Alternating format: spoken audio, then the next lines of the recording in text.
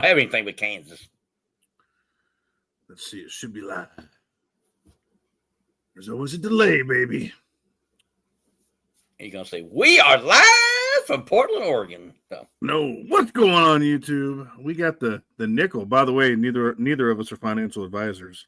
Do your own research, form your own opinions. What's up, my nickel? Oh, my.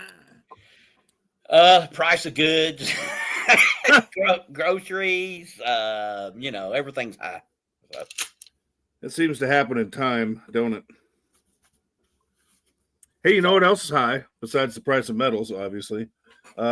Mortgages, man. They're going to 50-year. That's the new thing. What do you think about that? I think it's an indication of economy that's not going too well, no matter who says it is. Well, my whole thing is I think it's going to raise home prices. What's up, Chef? Because you're going to have all these young people and all these middle-aged broke people that say, oh, all right, man, I can buy a house now because my payments are lower. So they're going to buy a house that's not worry about the price as much, and they're going to pay the interest payments for years and years and years before they buy any equity. I mean, who can take 50 years to pay off a house before they're dead, man? That's crazy. Is it going to be a fixed mortgage, or is it going to be a fixed rate, or is it going to be an adjustable? They haven't got that far yet. And that's the other thing, too. These idiots will probably do an adjustable. They'll take the adjustable option. What's up, Savage? They'll probably do the adjustable option because they'll think it'll never go up on them, you know? Right. Yeah. That's what happened to the guy that thinks gold's a rock. Ramsey? Yeah, that's what happened to him the first go around.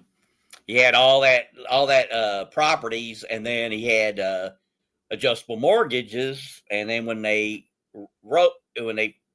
raised it, then they said, "Hey, we need you to pay now." And he lost a ton on that. He had to sell the properties that he could to try to pay off what he owed, and so he went, I think, bankrupt the first time, and then he learned not to do that the second time. I think that's right, and he I heard a rumor from somebody, I don't remember who, that the reason he hates gold, and I don't know if this is true, but I heard the reason he hates gold is because he got tied up in some investment deal early on with gold, and it was good every other time, but the time he got involved and the deal he got involved with didn't work out for him. So, I mean, the man will not admit that he's been wrong about gold and silver time and time again. I mean, in 2020, when it dropped, he said, oh, sell it all, man. You know how much money that would have cost people if they listened to him? Oh, man. Well, I don't know if they let callers through to him now to ask him about gold, because there's a lot of people trying to do that. But I doubt if they let them get to him on his show, so he doesn't have to respond to that. And he still tells people, don't buy ETFs, don't buy individual stocks, get into mutual funds, even though they continually underperform the markets. I mean, the man won't admit when he's wrong. He's worse than you.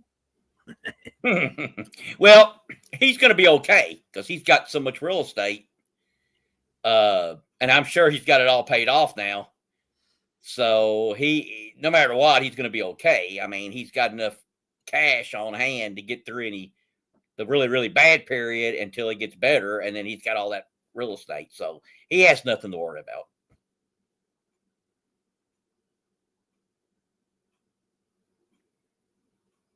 Did I lose you?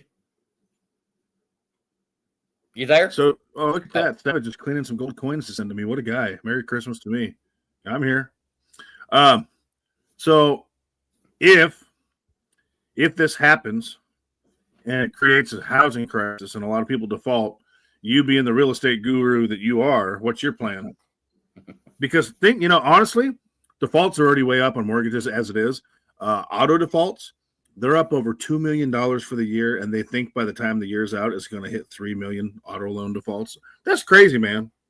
So what's your plan going to be when the houses go bad again? Yeah. Sure. The theory is that silver gets to 150 an ounce, and then you have a crisis in the real estate, then you can sell the silver, and then you can buy real estate with it. I guess that is the best scenario. And that could work. What's up, Judith and Dan? And you're right. The only thing Dave Ramsey is good at is getting people out of debt. He's real good about that. And that's really about it for the most part. His portfolio advice isn't very good. It's not the worst. His metals advice is terrible. I have a little bit different plan for the housing thing, although I might buy me a cabin on 10 acres if it happens. But I'm positioning myself to do something a little bit different right now because I see a lot of people defaulting in the next couple of years. It seems to be on the rise, man. The worst states, I believe, are it's Mississippi. Florida's having issues, but it's Mississippi. I think Louisiana and Georgia, and I think Florida's pretty up there as well. You did a video about Florida, didn't you, the other day? Florida. Oh, yes. It was. I just was talking about somebody else's video on Florida. And, yeah, it's bad out there. That's all I can say. You know, like I say, if things are good, you don't talk about giving a $2,000 stimulus check. You don't have reverse mortgages like people's doing. You don't have 50-year mortgages. What do you think about that $2,000 stimmy check for the tariff dividends, I think is what he's calling it? You think that's going to happen? Well, I'll believe it when I get my check from the Doge. I was supposed to get a $4,000 check from Doge. I never got it. So I'm thinking I'm not going to get this either.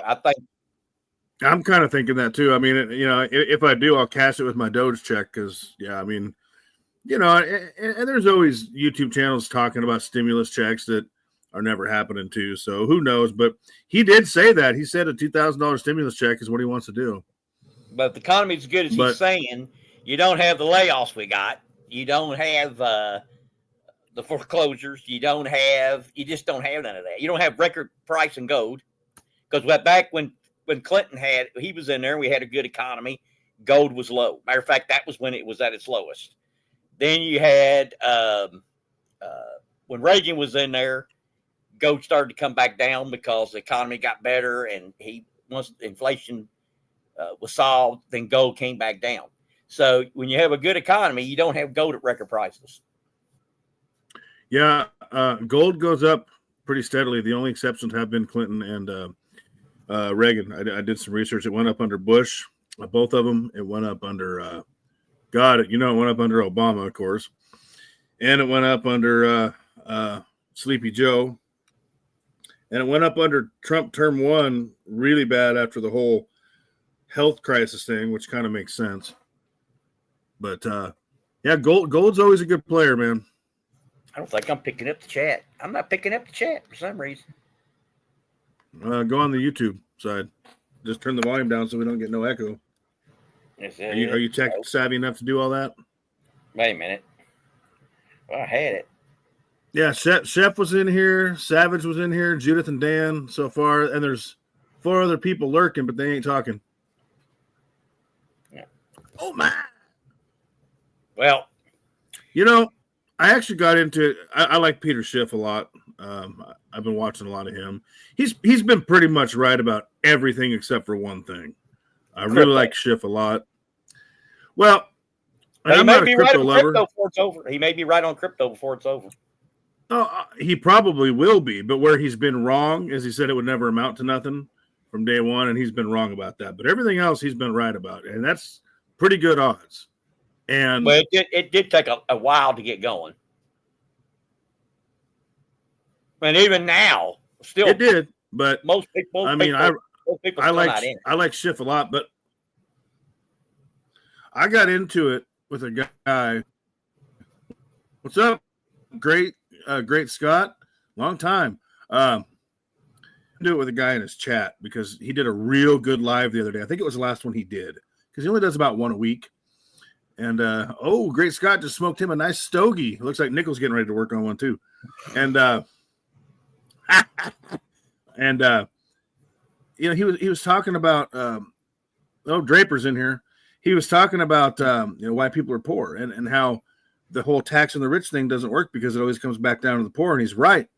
And this guy in there, man, he got into it with me big time. I was talking about, work hard, invest, save your money while you're young and able. And then you got nothing to worry about when you're older. And he was telling me how brainwashed I am, that you got to go to work 90 hours a week. Listen, man, if you can work 60 hours a week when you're young, you can retire and be done and enjoy the rest of your life. It's crazy how people make excuses, is my point. The guy's like, oh, the government screwed me and the Fed. Yeah, that's all true, but excuses ain't going to change nothing. Well, there's flaws in every system, but supply side economics, I think, it's worked the best. So, well, what's up, World Money Wins? I don't know about you, but I'm all about capitalism and free trade. I think trade should be free across the board between all countries. I'm a big free market capitalist, man. I don't know how you feel about it. Yeah, free markets, because we were led to believe that the tariffs that we were being charged were so high, but they're not really near as high as it's been told. So that a lot of those numbers were invented. And so, no, we had pretty good relations with Canada and Mexico. We had pretty good deals with Mexico and Canada, and now we've gone too high on the tariffs on them. I'm big on free trade across the board between all countries on both sides, because free markets is always the way to go. Free markets decide everything, and it's been tried and true. You know, you got guys like J-Lo who are all about communism and socialism. That don't work. That don't work. Free markets is where it's at, man. We got to find a way to do that. Walmart shopper, dice onions. I need to teach you how to handle a knife. Okay. That's what Draper said. You or me? No, he's probably talking to you. World Money Wins did a video with your buddy, the Economic Ninja, the other day on World Money Wins channel. He's been on Fox. He's got the Ninja. There was another guy that was always supposed to have Ninja on, but it never happened. But that was interesting. Like they were sitting side by side. I mean, he's getting to be quite a big fish these days, man. All right, so do you think the 50-year mortgage, if it happens, first of all, do you think that's going to happen? I honestly have not found one person. I even watched Redacted. They're big Trump fans. They said, hey, this is a terrible idea. I ain't found nobody that likes the idea yet.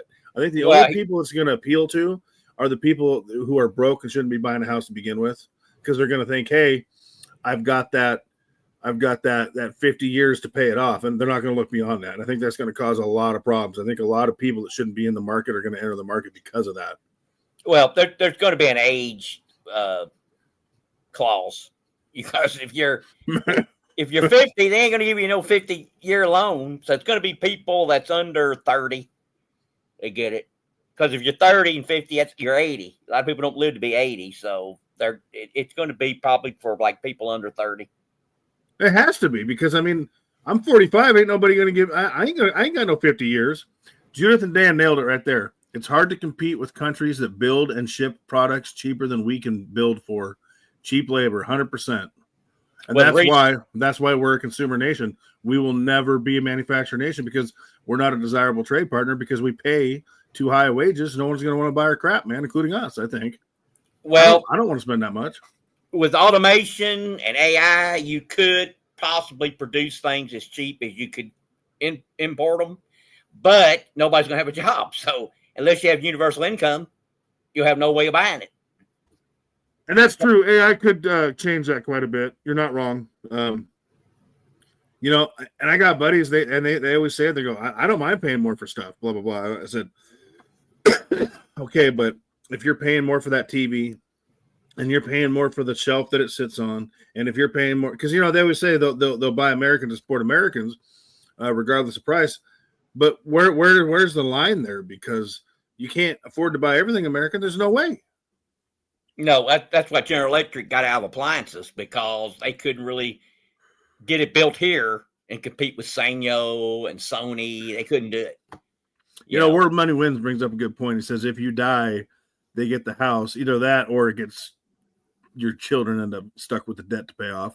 So they'll give a 50-year loan to a 90-year-old. I mean, he's got a point. I think that spells trouble, man. I think if you're 80 or higher, they want you to do the reverse mortgage. I think that's what the banks want you to do.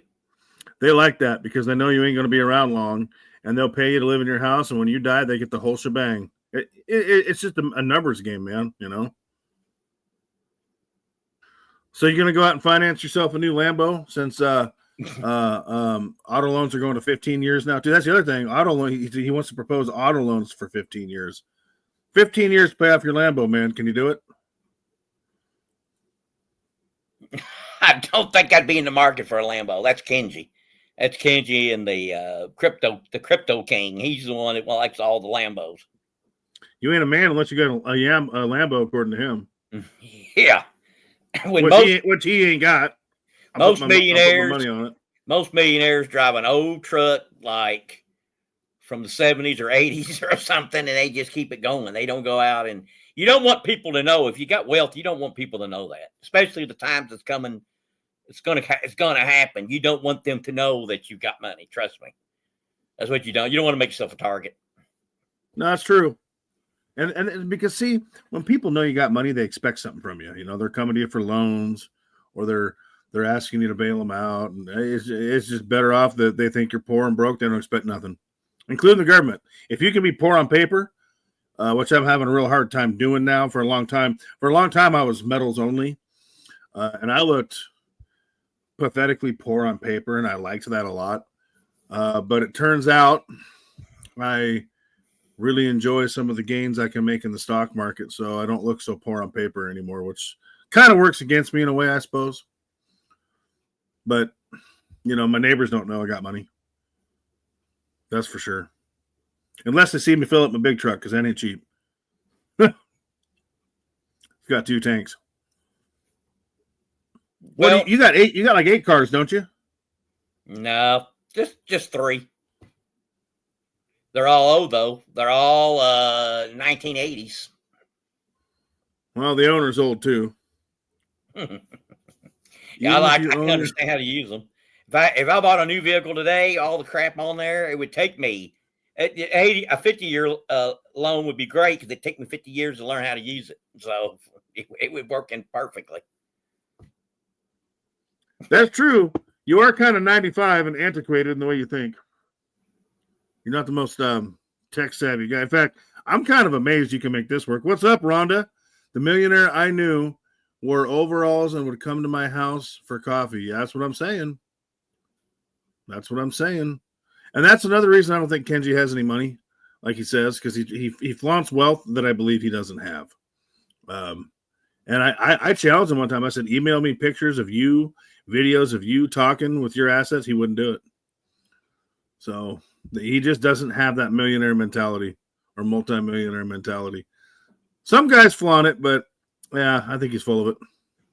So I asked this question on my community page.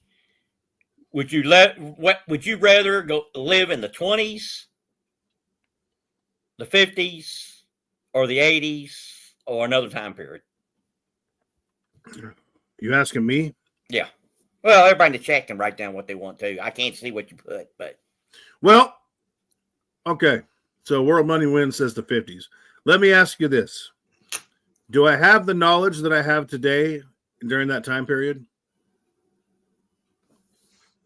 Well, it was the roaring 20s, and that was the stock market craze right there. That's when. Right. So if I can live in the 20s, I mean, life wouldn't be nearly as comfortable in the 20s as it would in the 50s or the 80s, obviously, with the amenities, the creature comforts. But if I could live in the 20s and know about the stock market crash, I could ride that boom up and make a ton of dough, man. Yeah. But then again, the 80s were pretty good in the markets too. Well, not all the 80s. You had what was it, 87, where you had Black Monday, I think.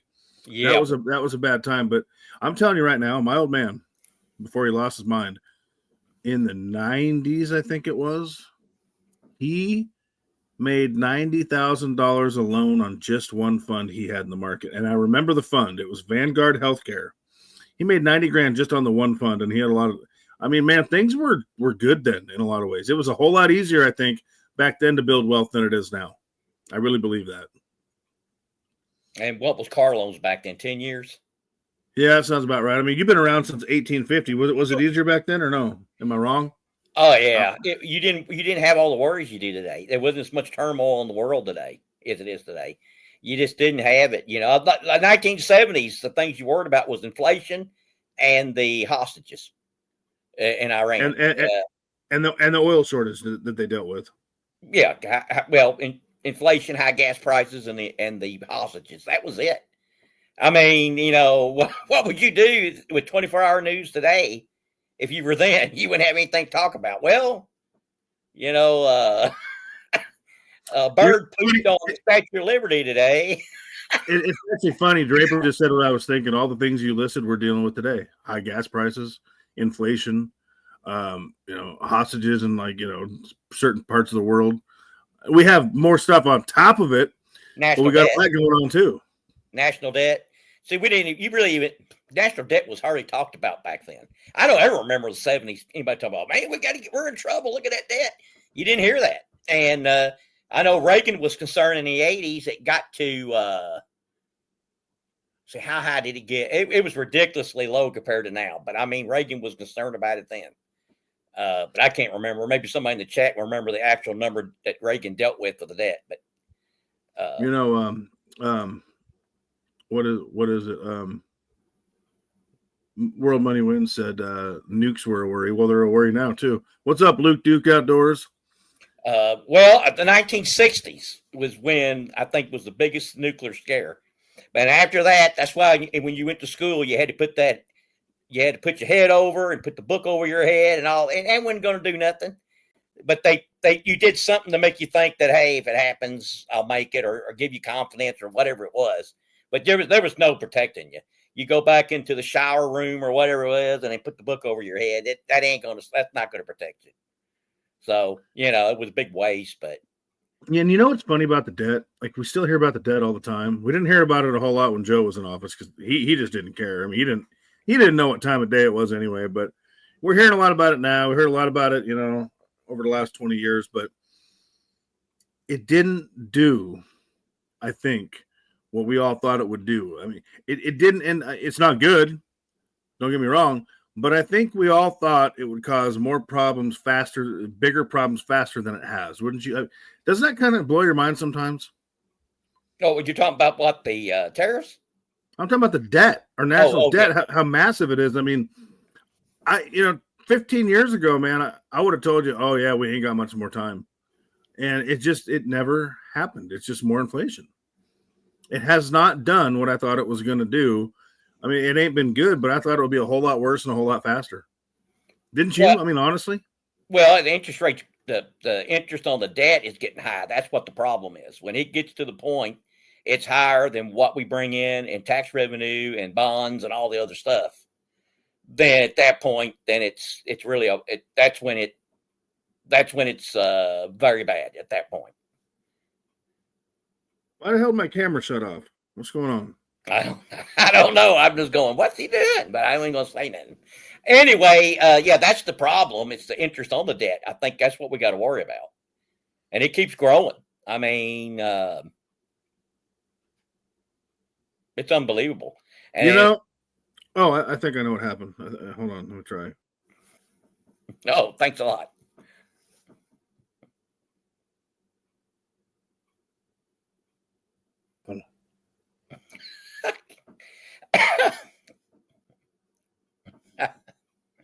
It keeps changing crap, and I don't like it. Yeah, I don't know how to get my picture back. I don't know why it went away. Sorry, y'all. And also, remember this: if we lose the currency, the world reserve. If we lose that status, the debt becomes more of a problem. And what scares me about that, and you got certain channels that ain't got no money that say that it's not a problem. But what worries me about that is, what was it last year that Saudi Arabia took us off the petrodollar? They didn't renew the agreement. They said, yeah, we'll sell oil and anything. We'll take rubies, we'll take UN, whatever. There was no way really that we ran too much of a risk of having a hyperinflation as long as we were on the petrodollar. But now that that's been removed, if we lose the world reserve currency, to any measurable degree, we could be in big trouble, dude. Big trouble. The question is, does China really want that responsibility? And I'm not for sure China does. I don't know. China's they're a pretty big player. Again, there are certain channels that ain't got no money that think China's nothing, but China's a contender, man. I think they want it all, to be honest with you. Yep. You there? Huge economy. And that's another thing. You know, we don't allow Chinese vehicles to come into America because it would absolutely 100% kill our auto industry. Because they could do it, and they could put a car here, and it would be dirt cheap to buy, 4-door even. So they dominate the EV market. Aren't you in the market for an EV car? No. I'd rather use my zero turn. I'd go to that before I would use an EV. They're ridiculous, man, and they all look like goofy. You know, I don't think I've seen a sexy EV yet, other than the new Corvette they produced. That's an EV. He still ain't going to get that fixed.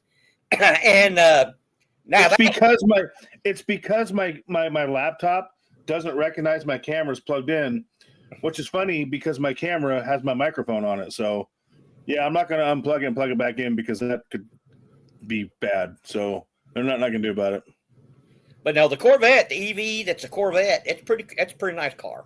I got to admit, I could put up with that. But no, some of them look pretty good, man. I mean, even the Teslas look good. The Cybertrucks are ugly as sin. Yeah, but the cars are nice looking. Actually, Luke, he talked about Trump earlier. He was sending his hugs and kisses and his love.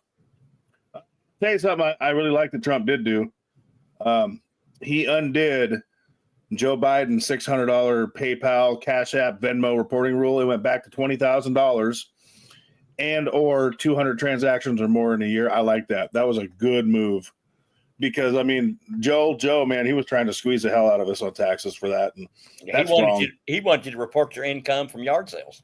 Yep. So Trump did that, and I'm a huge supporter of that. And I got to be honest with you folks. Some of y'all may not like this, but I'm going to say it because I believe in being honest. This does not include retirees, the elderly, or the legitimately disabled. But I honestly, when he was trying to, withhold the SNAP and the EBT, I'm all for it because if you got 6 kids, 8 kids, and that's your job, that's your career, why should I have to pay for it when you can get your ass to work a job? And if you need to work one job for every 3 kids you have, that's what you need to do. If you're disabled, legitimately, I got no problem with it. If you're old, like Nickel, I got no problem with it. But if you're just out there, and I'll tell you, I comment a lot on Facebook posts about this, in groups, and people tear me apart, man, because I want people that are able to get a job and contribute, and I don't want to pay for them. And they think I'm the most evil sumbitch out there. And when did we get to that point where people didn't expect other people to toe the line that are able to? I don't understand that. Well, I'll tell you what I wanted to see. Not that I was not wanting people to have it, but I was going to look to see if it lasted all the way through the rest of the year, if it actually lowered the prices of food in the stores, which I think it would have. And then he could have said, hey, I got the food prices down. He did. He would have. But by that means, other words, because for the simple reason, grocery stores depend on that money now. You know what I'm saying? So, no, it's true. It's true. So they're going like they mark that down as that's a give me.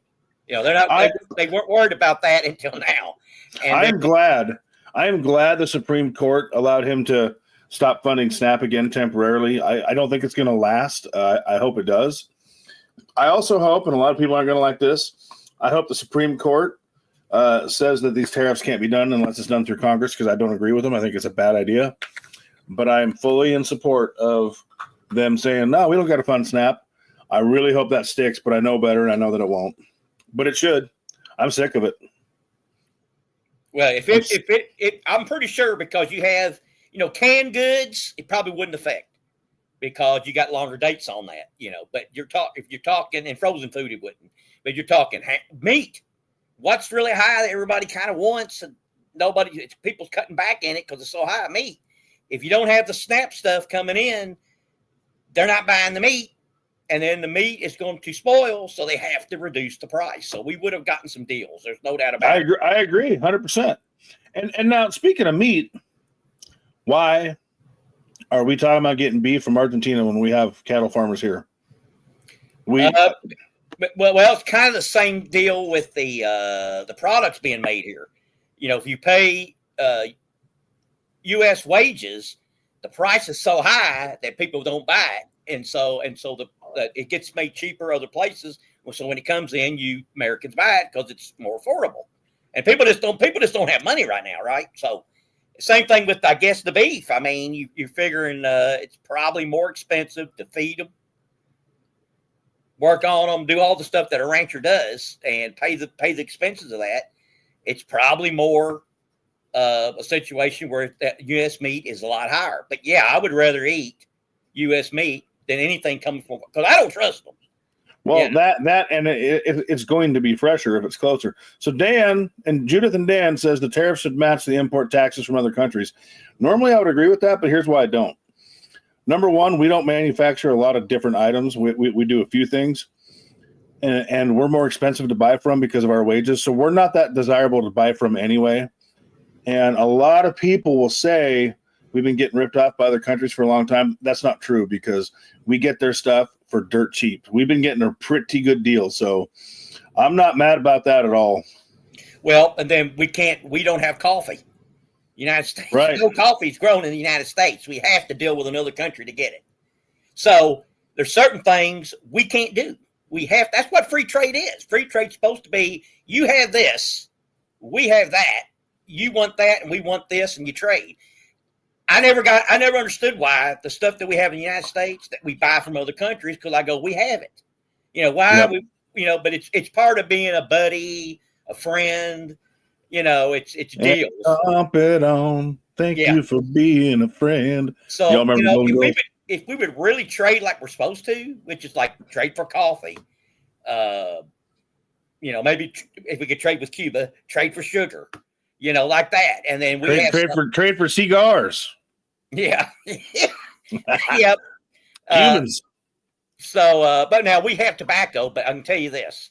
My cousins grow tobacco. They used to make cigars out of it. And I'm telling you, it's a night and day difference between Kentucky tobacco for cigars and the West Indies or Cuba or whatever, what's the other one? Not Jamaica, but not Haiti or Jamaica, Dominican Republic. So that they just have the right ground and the right conditions to make that particular type of tobacco that you use for cigars. So Judith and Dan and World Money Win said something interesting. World Money Win said, I'd rather eat foreign meat. The food in the USA is toxic. He's not wrong. We feed things and put things into our animals that we shouldn't.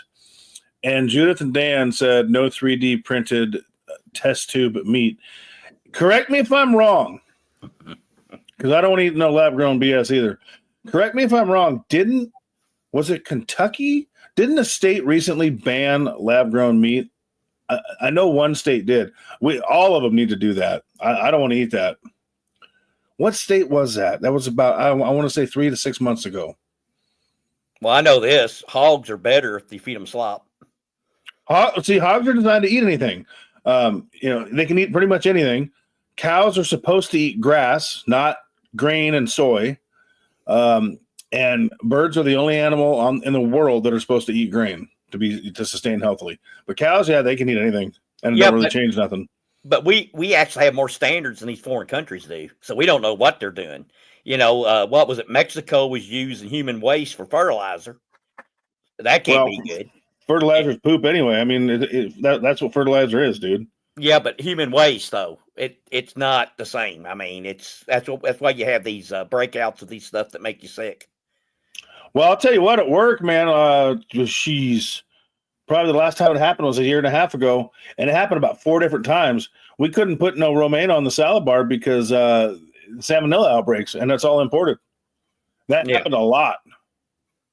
So we don't really know what these foreign countries are doing. We don't know what our country's doing either, though, to be fair. I don't trust our government with that either. Yeah, but can't trust our government. But you don't know what they're fertilizing their crops with. You don't know what they're feeding the cattle so we don't know. I mean, they could be doing worse stuff than us, so I don't know. I don't trust nothing. I need to, you know what I need to do? I need to buy 10 acres. I need to get a shipping container, and I just need to be done. I need to have chickens. I need to have a garden, and I need to have a couple cows, maybe a pig, get old Wilbur out there and get my own meat going. That's what I need to do. And then the government comes in and takes it over and says they got diseases or something. So I wish my camera was working, because I'd reach right over and grab my 30-round mag, fully loaded with 7.62 by 39, and say, "Come on down, fellas." that's what happened with the ostriches, in Canada. You heard that, didn't you? I heard something. Yeah, didn't they blast a bunch of them? JM was all upset about that. Yeah, well, they took this farm over and they had done research with them, and then they declared them sick, and they said they weren't. Then they killed all of them, and then they shredded them up, which that's got to be like all night long. They were shredding the suckers and shredder machine, and which I don't know what they did with everything after that was done. They had some big trucks, and nobody knew where they took the remains, and they wanted their research. So, cannot trust the government. And no. And here in the city limits, you're limited so many chickens. I forget what the number is. I think it's got to have less. I think you can have less than 10. You know what they did in Oregon about 5-6 years ago? It was in Eastern Oregon somewhere, which is more redneck. Believe it or not, Eastern Oregon is very conservative. It ain't nothing like this area. And I mean, you see big trucks. And my truck is a 7.3 liter diesel on. It's got a 4-inch lift. It looks like a 6. It's on 35s. It's a big old son of a bitch. Out there, that's the little truck, and I ain't kidding. It's a different world out there. And out here, I mean, people just look at me with disgust in their Priuses, but whatever. But out there, it's a little truck, because I've taken it out there, and I'm like, holy mother of pearl. But they actually jailed a guy because they kept warning him to stop catching rainwater on his farm. He had acres, and he was out in the middle of nowhere. I don't know how they found out. And they jailed him. And I wrote to jail. I said, you need to release this guy right now, because here's how this is going to play out. If you want to claim the rainwater, if I'm traveling through your county and I get in an accident because the road is wet, I'm going to sue you because that's your water. I mean, can you believe that? They put him in jail for catching his own rainwater. Crazy. Oh, yeah. And out here, I know a guy that sells he used to sell used cars. They were doing that at the dealership right off McLoughlin, which is the thoroughfare between Portland and Oregon City. Well, it can be, but anyway, it's a long highway, runs right through town, and they were catching rainwater to wash the cars at the car lot. City came in and said, "You can't do that. That's our water." That's just ridiculous. Well, and then growing a garden. They were going to tell people they couldn't grow a garden in Oregon. That's what I understood. That's 100% true. Yep, you're not wrong.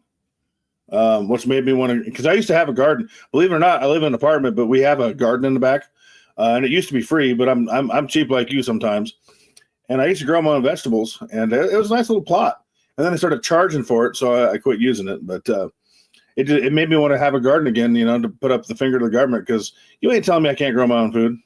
No, you ain't telling me I can't catch rainwater. Hell no, that ain't right.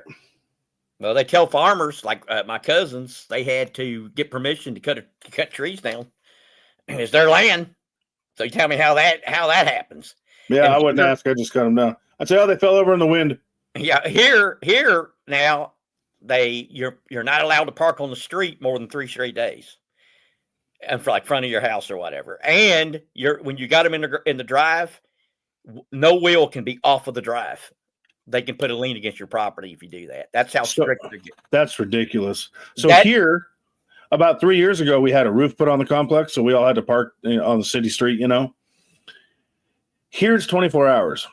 Well, I had my big truck, because I had two. I had my big truck and my little truck at the time. Now I got my big truck and my SUV because the little truck took a dump. But anyway, I parked it on a side street in front of a house for like 3 days. You know what they did? They called the cops. The cops came over here. This guy was real nice. And he knocks on the door. It's about 2 in the afternoon, 3 in the afternoon. I just got off work. And he's like, "Hey, how you doing?" I'm like, "What's up, man?" He's like, "Well, I guess your truck's been parked over there for a couple days." He goes, "Now I see why." Then I walked in the complex. They're obviously putting a roof on. He goes, "It makes perfect sense." He goes, "I have no interest in writing you a ticket." He goes, "Can you move it half a block? Because technically it's 24. I said, "Sure." But I mean, you call the cops over a vehicle on a public street parked there for a couple of days. Come on, man. What's wrong with people? I don't know. It's like it's just control. I mean, all governments, local. Yeah, but you got people feeding into it, like, oh, let me narc my neighbor off for doing nothing wrong. To Big Daddy government. I can't stand people. Karens, they call them Karens. They come running over. You can't park there. You can't park there. And they carry. You see the videos on here. And I'm gonna be honest with you. If I knew which house it was for sure, I had an idea, but I wasn't sure. I'd have thrown a bag of dung on their lawn. I ain't kidding you. I would have. Well, my uncle. Rude. My uncle, they would. I guess it was where he had his business. They would get in, reach through your car and take anything out of your vehicle. I mean, they were just thieves everywhere. He used to do that. He would leave a bag of poop. So when they reached through to steal, they would get that bag, take off with it, and find out it was poop. Good.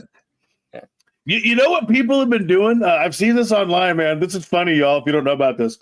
So you got porch pirates, right? They steal packages off people's porches. It's happened to me once. They blow them up. Well, no, what they're doing, and this is great, because every holiday season it gets worse. They're putting dye packs, like for the bank bags, the money bags, when you open it up, it covers you in dye. I've seen videos where these scumbags are stealing packages that are decoys, and they open it up, and they get covered in dye. It's all over them, all over their car, and then they get pissed off about it. It's like, you cannot be mad about that. You deserve that. I think that's great, man. Yeah, Luke's seen it. Yeah, I watched. Man, that's great. I've watched about 100 of them. I love them too. And then I like it when they get in the vehicle and then they go off. Oh, it's great. It gets all over their car. Yeah, serves them right. Yeah, they have to clean that. How are you going to drive if your windshield is completely colored in? You can't. It's just like, I'll tell you all the story, okay? And hear me out before you judge me. It was 2015, 10 years ago. I had a girlfriend. I mean, I was going to marry her. I was in love with her, boy. Well, she did me like she did every other guy. She cheated on me with a couple different dudes and a chick, apparently, whatever.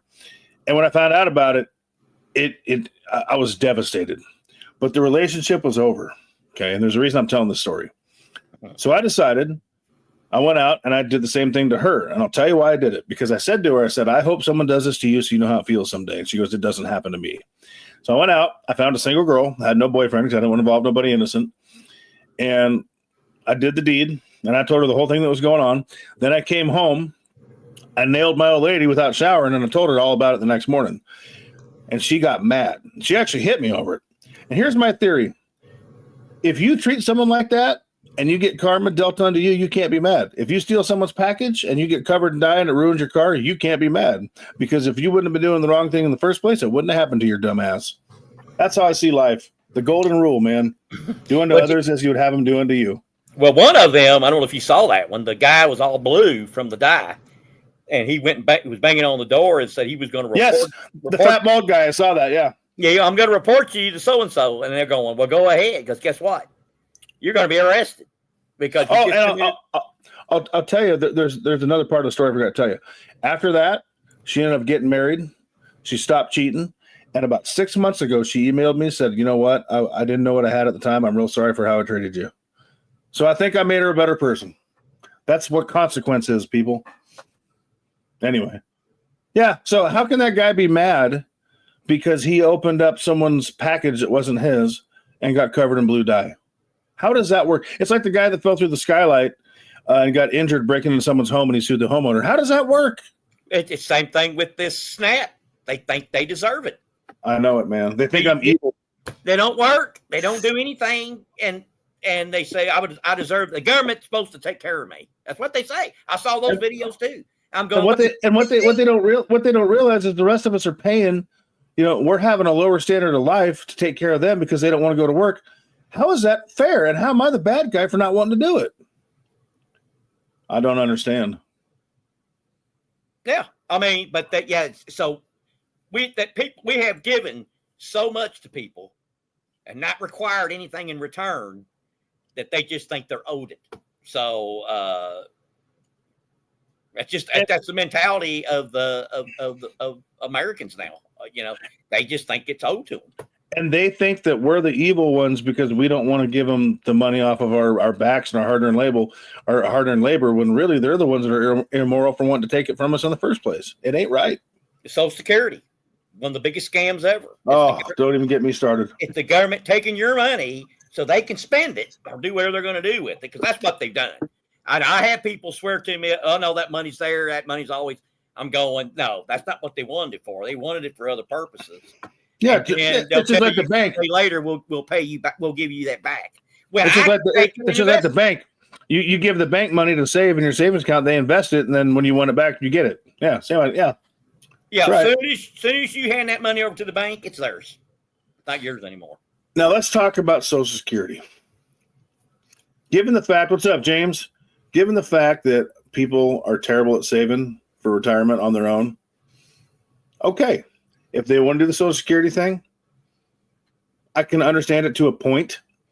What I can't understand is why it's not adjusted for inflation, and what I can't understand is why it was borrowed against, and what I can't understand is why they took some of that money and created Social Security disability. Man, when I was 18 years old, I knew a guy that was getting Social Security disability because he had ADD. No, that's retirement. That's retirees' money. That is wrong. Well, it is adjusted. Reagan got that in. So if inflation, that's why. By the way, but not much. Well, but that's why they want the artificially low inflation, because inflation's really like 12% right now. Oh, easy. It's not 3%. No. And so by doing this lower number, you don't have to raise it as much, right? So that's why they keep fuel and energy costs out of the inflation numbers and groceries usually. And the houses, you know how they figure that? They figure that as a rental unit. So what you would pay for rent for a house, not the actual expenses of the house, like what you owe on it, the interest rate, all that stuff. It's not figured in, which would make that number a lot higher. So yeah, it's a fixed score. I mean, and remember, it was changed. Every president comes in changes it to make it look better. You know, so they always change how they figure it in order to make it look lower. So you can't believe it. That's what I'm telling you. You can't believe anything your government tells you. It's a shame, but you can't believe anything your government tells you. So I'll tell you something funny. James bought some silver. He's talking about it, and he says he detests the king, but he loves the maple. And that just made me think of this. I gotta say, back to the snap thing. This is funny. I see all these memes, and it says, "1 week it's no kings, the next week it's feed me king." That's funny. Yeah, that's funny. Well, let me ask you this: the amount they take out of your check for Social Security. Okay. And by the way, I know a story on disability. There was a lady, and she tried drugs, had a bad reaction, messed her up, whatever, and she got on disability. And I said, no, because nobody put a gun to your head and made you take them drugs. So that's right. If the drugs messed you up, you made that decision. That's right. We shouldn't have to pay for your bad decision. That's right. I want to add that on there too. So, but that's right. But I'm going to ask you this question: if you took all the money that you paid into Social Security and you invested it, would you not make a bigger return on it than you don't make anything on it until you reach a certain age after you start drawing? So you're not even until you live long enough that now you're getting back more than you paid in. You understand what I'm saying? So to answer your question, I'll put it this way. I have decimated some of the I'm going to sound like that guy that has all the cats and no money, but this is true. I have decimated, and some of it was dumb luck, but I have decimated some of the best traders on Wall Street as far as my return on investment percentages 3 different times. Now, I didn't have enough to really, really make it. Best I ever did was about $25,000 return in the market, but based on that, but you're talking percentage gain, right? My best percentage gain was on Novavax. It's a vaccine stock. It was right before the health thing, and part of this was dumb luck because I'm like, yeah, probably a good idea, blah blah. I mean, I didn't study it. I just said this makes sense to me. I bought it at $3.43 a share. So under $4, and I sold it. I sold my shares at like $285 or $295 a share. That's pretty good. I think it came out to 4,700% or something, according to my brokerage account. So yes, I think I would do better with returns with the money that the government has taken out of my checks. Yes, right. So I can put it in a 4% savings account and do better. Right. So it's not helping us, helping them. Right. And then they claim, that helps you. That's really a plus. No, it isn't, because I could take it. How much more silver and gold or something could I have bought with it? You know. So I mean, whatever you invested in. So because people can't control themselves, no, They're protecting their urges is what I think is going on, but it's not. It's unbelievable. And how long? You ever figured this out? How long if you started drawing at 62? I don't know. You might want to wait to 65, but if you wait to 62, well, actually, it's changed for you. You may have to wait to 65 now. I don't know for sure. Not me. I can still draw at 62 at my age. Great. I'll die a week before I turn 65. Yeah. So, but how long after that? Will you ever get the money back that you put into it? You may not. Oh, I doubt it. I doubt it because I've worked 2 jobs most of my life. And see, but it was. Now, I'll tell you what the scam was. Originally, people didn't live past 60, so you got to draw maybe a year or two, and you were in a pine box, and they got to keep it. Now we live longer. And I think that's another reason why they're trying to kill us off. We won't get into that deep because I don't want to get you in trouble. But probably, yeah.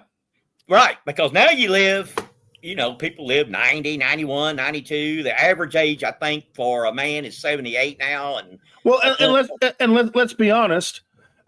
After a certain age, almost all of us become socialists in a way because we don't produce nothing anymore. We're drained on the system. Let's be honest. So they don't want that. Right. You start out in this world as a socialist because you're a child and you can't go to work, so you're on the mommy and daddy dough, and then you get old and you're dependent on the government or what you put into the government because you can't produce no more. So yeah, they don't want us around. They don't want us living forever. They're like, you kick off, son. Yeah, the 3 stages: you're dependent, a producer, and a leech. I don't know if James was here for that, but he says 50-year mortgage is debt slavery. Correct. That is the perfect example of you will own nothing and be happy because you will pay nothing but interest for years and years and years and decades before you have any equity. It's a scam. It's a scam. We started off talking about that. It's just a scam. But these people who can't afford to get into houses to begin with, man, they're going to say, hey, this is great. My payments are low enough I can afford it until they lose their job. I don't care how much the house costs. I got 50 years to pay it off. They are not going to understand that they're going to pay $200,000, $300,000, $400,000 more for the house doing it that way. They're not going to think like that. Defaults are going to go up. You watch, man. If that happens, you watch. You watch. Terrible idea. Well, they were letting everybody and their cousin. My Chihuahua Chico could have probably got a loan a couple years ago. And they were just letting everybody have loans. And that was the first financial crisis we had at the real estate. But I mean, people working part-time at McDonald's were getting loans. Sure. Right. Ninja loans. Yeah. That's what they were. No income, no job, no assets. Yeah. And so, that's going to end bad. And now you got the 50. Now they're going just longer periods and stuff for people. And so, yeah, it's not going to. Well, James, if when Trump said that pissed you off, you heard about what he wants to do with auto loans now, right? 15-year auto loans. He wants to do that too. Oh, my. And that's a 100% depreciating asset. There's no equity in a car that you're financing, let's be honest. That's even worse. It drops 50% as soon as you drive it off. Yeah, that's an even worse game right there. And then I was going to say something about the housing, but your house that you live in is not an asset until you get it paid off. And I don't think people think of it that way. Right. Unless you're renting it out. Now, let's say you're in a house, right? And you're paying your 50-year mortgage and you're barely getting by, which is going to be the majority of people if they're lucky. Uh-oh, my roof needs to be replaced. There's $15,000 right there. How are you going to afford that? That's more debt. It's a bad idea. Even a 30 is kind of long. I mean, I think a 20 or 22 is kind of ideal, but it's not going to end well. It's just not. It's going to bring a lot of young buyers into the market that can't afford a house in the first place, which most people can't. They're expensive. Yeah. Well, for young people, they start too big. It used to be starter houses. So you had that, you get it paid off, and then you use that house to get a bigger house as you get a family and all.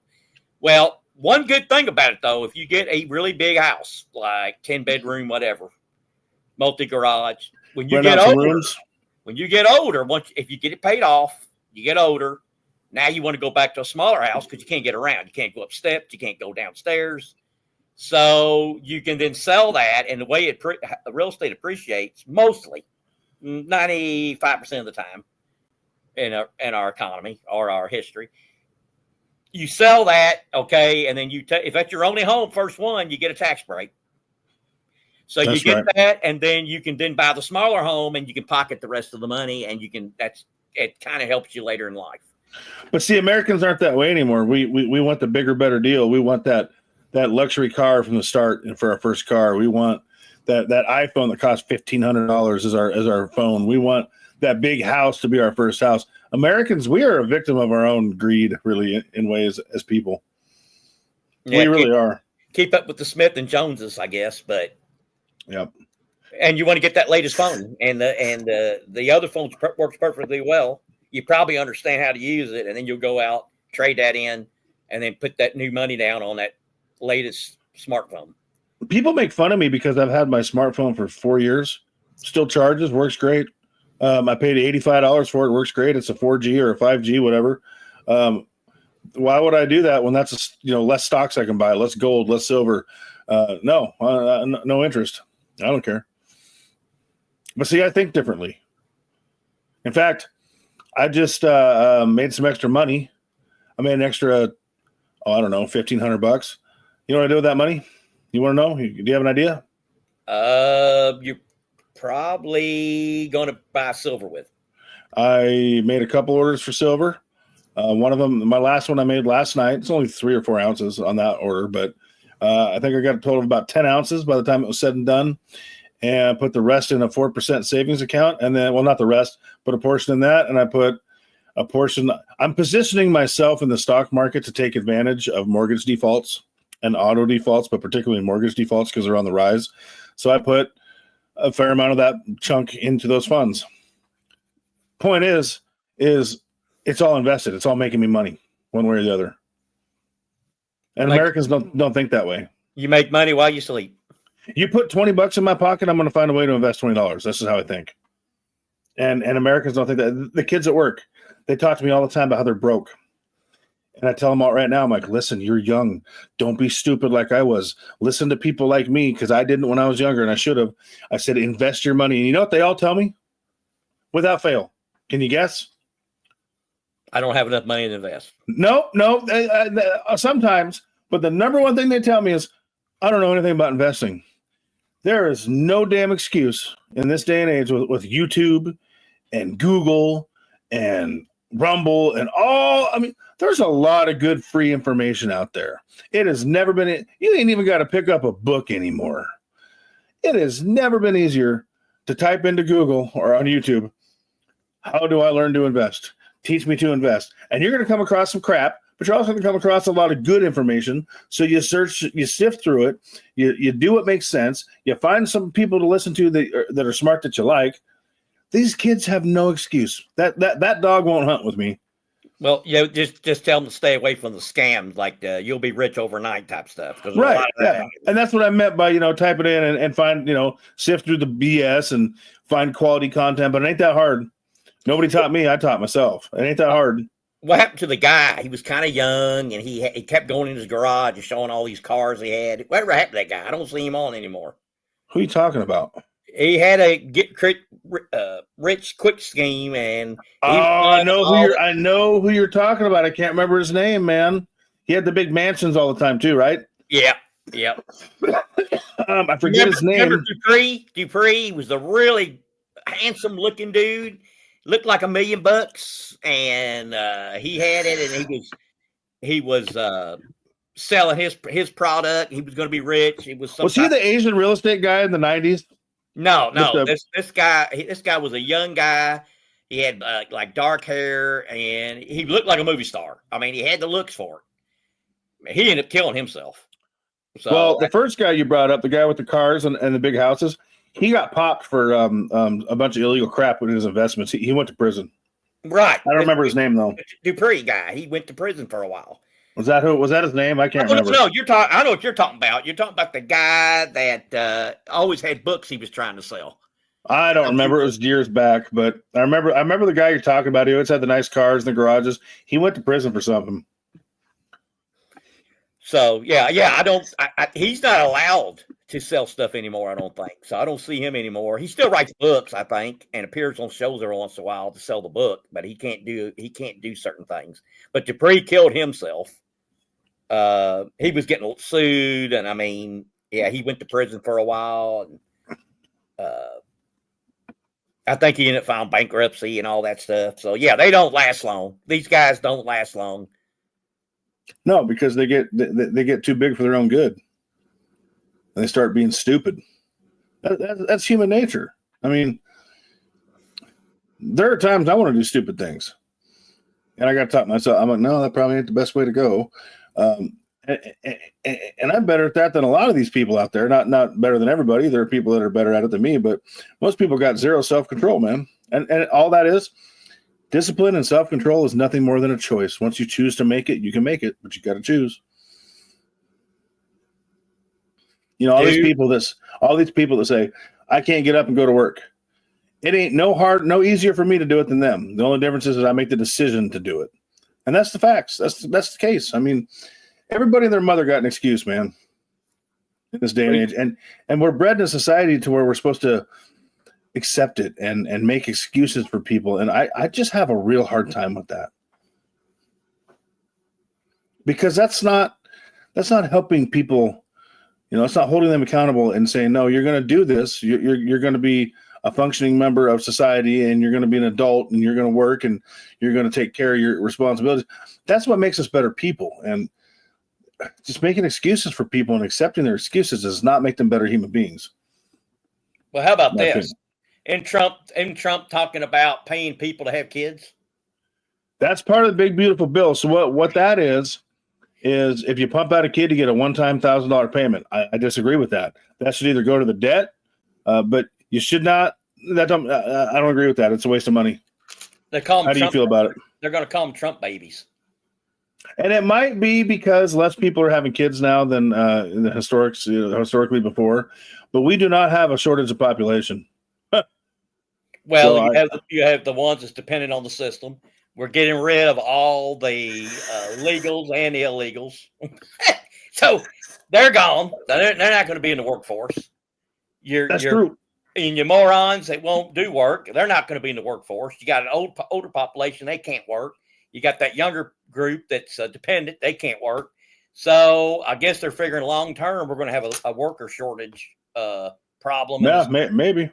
And we might have it, you know. But to get 1,000, you know how expensive a kid is now? Yeah, that's another reason I'll never have one. And then you got the group of people that are able and capable and have good careers that won't work or won't keep a job. Yeah. You know what I mean? How much is it now to get a kid just through high school? 200,000 a piece? I don't know. Too damn much. I bet it's higher than that now. I bet it's more like closer to 300,000. Well, you got to feed them. You got to put clothes on them. You got to buy their school supplies. You got to pay for stuff when they run your car through the neighbor's garage. You got to put them in sports or ballerina class, whatever their interests are. You got to pay for them to go on field trip. Man, it ain't cheap. Nope, no interest. And I would say college, but to tell you the truth, I don't think a college degree is worth the paper it's put on, and I don't think that's really going to be a savior for you. Maybe certain fields it does. What's up, Jacob? But I don't think it's going to be the save all. I think, matter of fact, probably some of the first group of people that's going to be laid off would probably be people in the white collar arena. I think that's what you see now. Most of the layoffs are white collar. So that's going to be your educated people. So I think if I had a kid today, I would tell them, go get a trade. Bail money. Go get a trade, plumber, welder, whatever. Learn that, dominate that, and I'll pay for that part. Then if you want to go on further and get a 4-year degree or better, you use that occupation and you pay it for yourself. That's how I would treat a kid today. That way I'm helping them, but I'm not going too far with it. I think then that way they'll appreciate your degree a lot more too if they actually work and do it. I'll tell you a story. True story. I know a guy, extremely liberal, He thinks he's smarter than everybody else. So he went to college to be an engineer, ended up with well over $100,000 of student loan debt, went out and leased, and I said leased, not financed, leased, which is even worse, a brand new Toyota Tacoma, and then got married and they bought a house together. You know how much debt that man is in? And he thinks, because he's got this prestigious career and this new vehicle to drive that he's leasing, that he's such a successful, smart individual. Now, on the flip side, I know some women. My old store that we closed down, I used to go to this bar because they were open late. So, 1 o'clock in the morning, I'd get a burger. I could get a chicken Caesar salad off the grill. I mean, it was good. So I'd stop in there. I became a regular, have dinner on my way home, and a drink or two usually. And it was a busy place. And most of the people were regulars. On a good night, they'd go home with $600 cash and tips apiece, plus their minimum wage on their checks. On a slow night, $350, $400. Now, I will ask you, who is smarter? The person that goes into all this debt to have a career that looks cool, or the person making really damn good money that didn't pay a dime to go to training to make that money? Who is smarter? Status will kill you financially. It will. If you are making $400 or $500 a day, working 3-4 days a week in cash, and you invest that money, oh my, buddy, now we're cooking with gas. You know what I mean? Of course they don't. They go on vacations all the time. I know these women. They don't. Well, a couple of them have houses and they're smart, but most of them go on vacations and finance new rigs and bitch that the system screws them over. I'm like, are you kidding me? You work 3 days a week and you go on vacation every 2 months and you pay cash for it. Really? You're getting screwed? It's amazing to me. And so I agree with you. College is, unless it's something you really want to do, a specialized field that requires a degree, financially just don't make sense. Even in that situation, it doesn't make sense. That's you going after your passion. But it's the biggest. Dave Ramsey's right about that. Going out and getting an expensive education is the biggest scam one of the biggest scams Americans were ever sold. I agree with that. And he is right about that. And some people major in the majors they pick. Liberal arts. Yeah. I mean, I'm like, what does that get you? Nothing. I understand if you want to be a doctor. If you want to be a doctor, you got it. You got your standards, dentist, doctor. Right.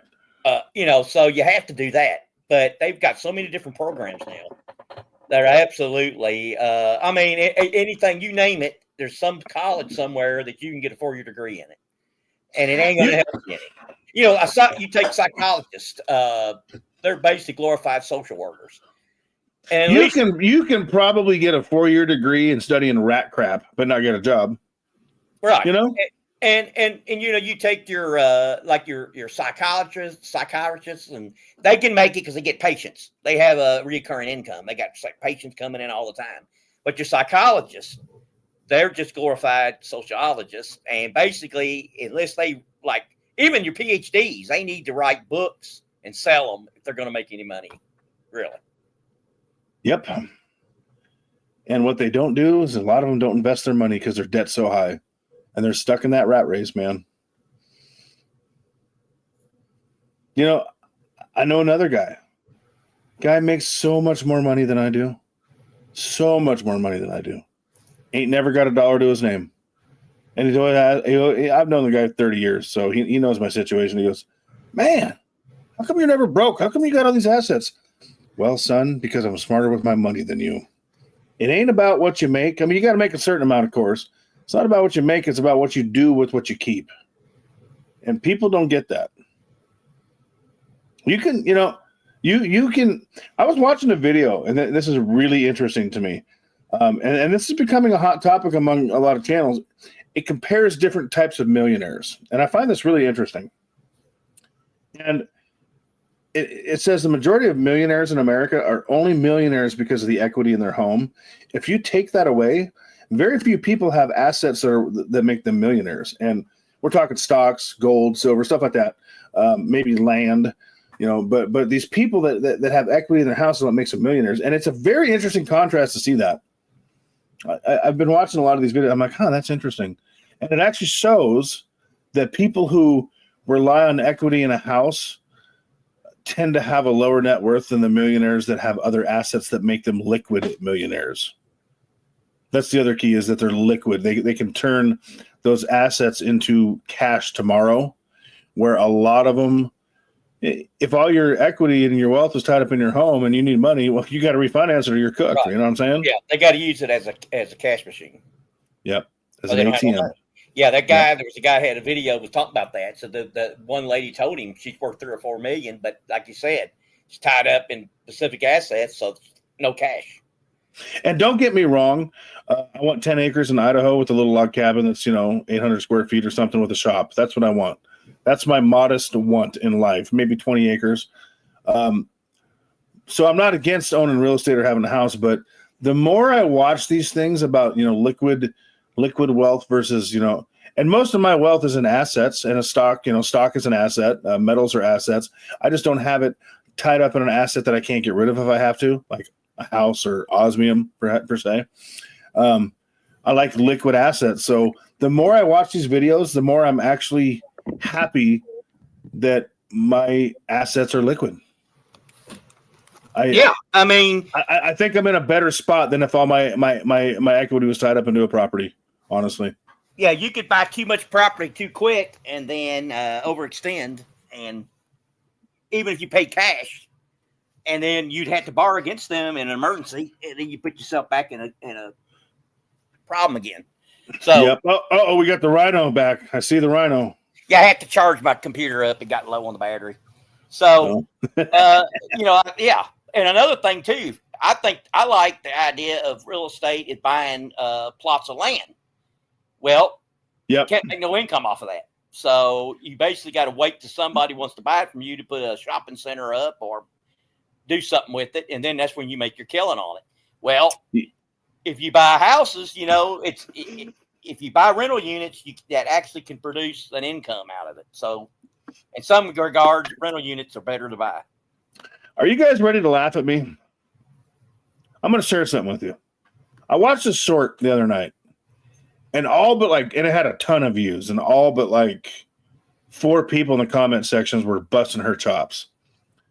But it got me thinking. So this chick goes to Costco, and I think if you type this title in, you'll see the exact video I'm talking about. I didn't comment on it, I don't think. I think it was called, and it was a short, I think it was called Costco is literally selling tiny homes for $2,900 or $2,900 or something like that, or $2,950.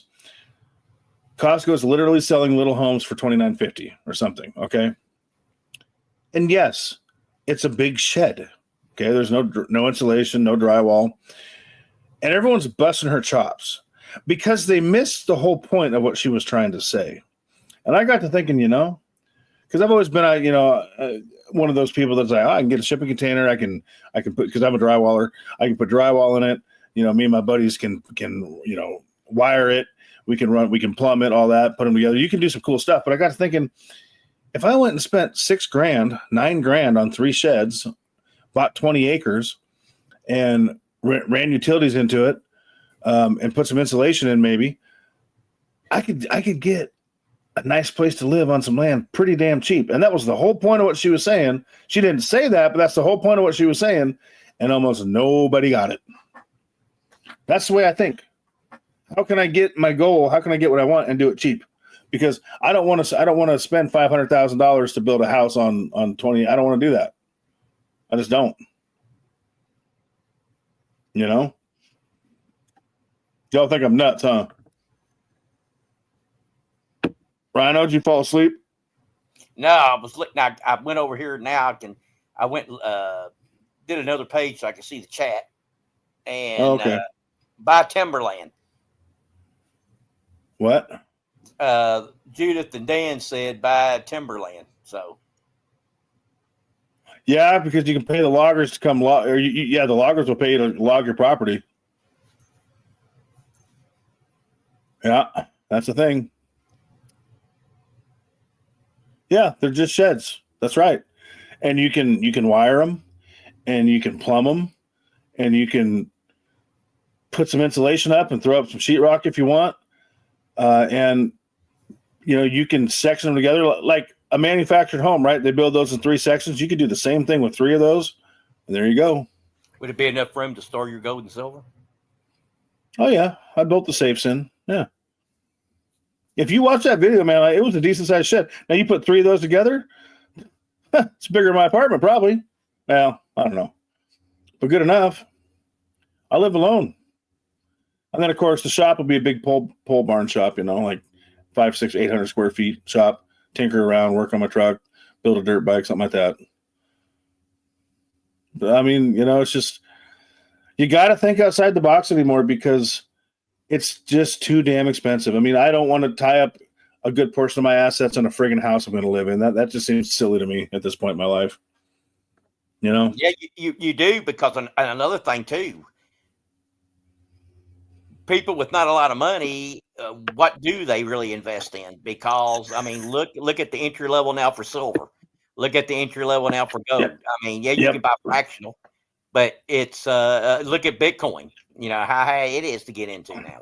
So that's a problem too, man. Everything is high. I mean, real estate is Pseudo's in the house. Well, it is, and that's what I see. There used to be a guy on YouTube. I looked for a channel. He ain't there no more. And I stopped watching him because he came out and said, he goes, I don't watch anybody on YouTube. And I thought, well, I ain't going to watch you if you ain't going to watch me. But he was actually really good. He was really good. He talked about how no politician cares about you, even the guy you like. He was really smart. His name was Silver Star Eagles.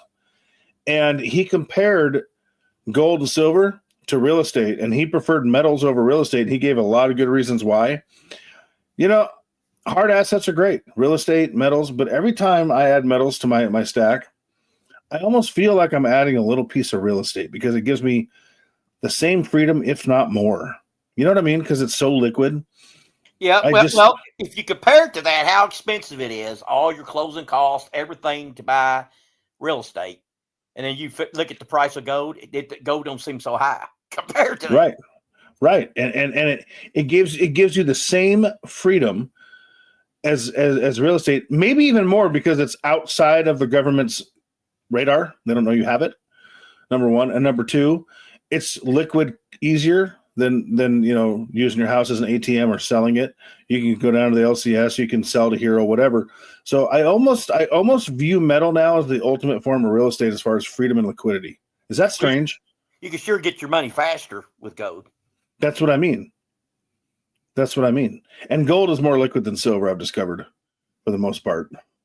I've never had a shop say I ain't buying your gold. I've had a couple shops saying I ain't buying silver right now. I have had that happen. Now, I know shops that are always buying, but I've never had a shop saying, nope, I won't buy your fractional gold. They're always like, yep. So gold is the ultimate liquid asset, in my opinion, honestly. Well, about half the shops I deal with will buy platinum and the other half won't. Well, I've never had trouble selling any of my metals until now. Just this one time, first time in history, that the refiners did what they did. Other than that, I've never had it ever in my life. 925, I had no problem. Constitutional, no problem. Bullion, no problem. You didn't. But what's funny about that? I did a video on that, and it actually did okay. It got some views. And it must have started a thing because I'm all in on 90%. And here's the deal. I was right about Eagles, Silver Eagles. Okay, the only thing I was wrong about, and I'll give you this, I didn't think silver would hit 50 as fast as it did. I was wrong about that. I knew gold would do what it was going to do. I knew silver would hit 50. I had no doubt. It'll go well beyond 50. I just thought we were a couple years away. I was wrong about the time frame. But I was right when I told people to buy gold at 2,000 an ounce. I was right when I told people buy Silver Eagles when the premium goes down to $3 again because you'll be able to sell them for more than they're worth. Right now, there's an $8 premium on them. And I'm going to be right about this too. I did a video about 3 videos back or so talking about I'm all in on 90%. I don't care that the refiners ain't buying it because 90% will come back around. Because if y'all remember a couple years ago, there was a hell of a premium on 90%. Once the markets level out, 90% is going to be loved again, and not nearly as many people are going to have it because they're like, oh, I ain't buying that. The refiners won't buy it. And there's a lot of people out there doing videos now. I probably inspired this. I'd like to think I did. And I haven't watched – I watched one of them. and people are talking about their loser stack, and their 90% is in their loser stack. I'm all in on 90%, baby. It's going to come back. It's going to have its day. I will be right about that too. I have no doubt in my mind. 40%. I love 40%. I don't see anything in the world wrong with it. 40% halves make an ounce. The problem is a lot of LCSs don't really have love for 40%, even in normal times. So I do have a lot of 40% halves, but I don't know that I'm going to add a lot more to my stack just because liquidity with those is always worse. But 90% historically has never been a problem for me. Well, war nickels, nobody hardly wants them. I like Nobody wants war nickels either, and I like them too. I mean, 18 make an ounce. What's the problem, you know? But I got to have my assets liquid. So, and I love 40. I can't get good deals on it no more, but I love 40. But 40 and 35 is fine, but it's just not as liquid as I need it to be anymore. Although some of those Ikes you got, man, those are damn nice. Those are beautiful. Oh, How could anyone not want that? Well, and also if they are, they're not supposed to be circulated. So if you find one in circulation, then someone just needed something so bad, tobacco, alcohol, whatever. Right. And they took it out of the paperwork. But most of the ones I have, they're in gem mint condition. Filled up. Man, some of them are gorgeous. I mean, how anyone could not want that is beyond me. Now, I will say there's a caveat to what I just said. I might get a wild hair and buy a tube of 40% here and there, or a tube of war nickels, but if I come across a good deal, a smoking good deal on 40 or 35, yeah, I'll buy it. Yeah. I mean, you can probably find people that will sell the Ikes at spot. Oh, I buy that all day long. All day long. And again, man, I'll tell you what, in your next video, you ought to show them Ikes again, man. Those are just so damn nice looking. Those are beautiful. They really are. I probably got a couple hundred of those. But I'm calling it now. The loser stack at 90%, it'll have its day, and it's not going to be years down the road. It might be a year or two, but I don't even think it's going to be that long. Y'all watch. Not a financial advisor, but that's my prediction. And the Morgans are historical coins. I mean, you know. Yeah. Yeah, how many Morgans I own? I'll say 10.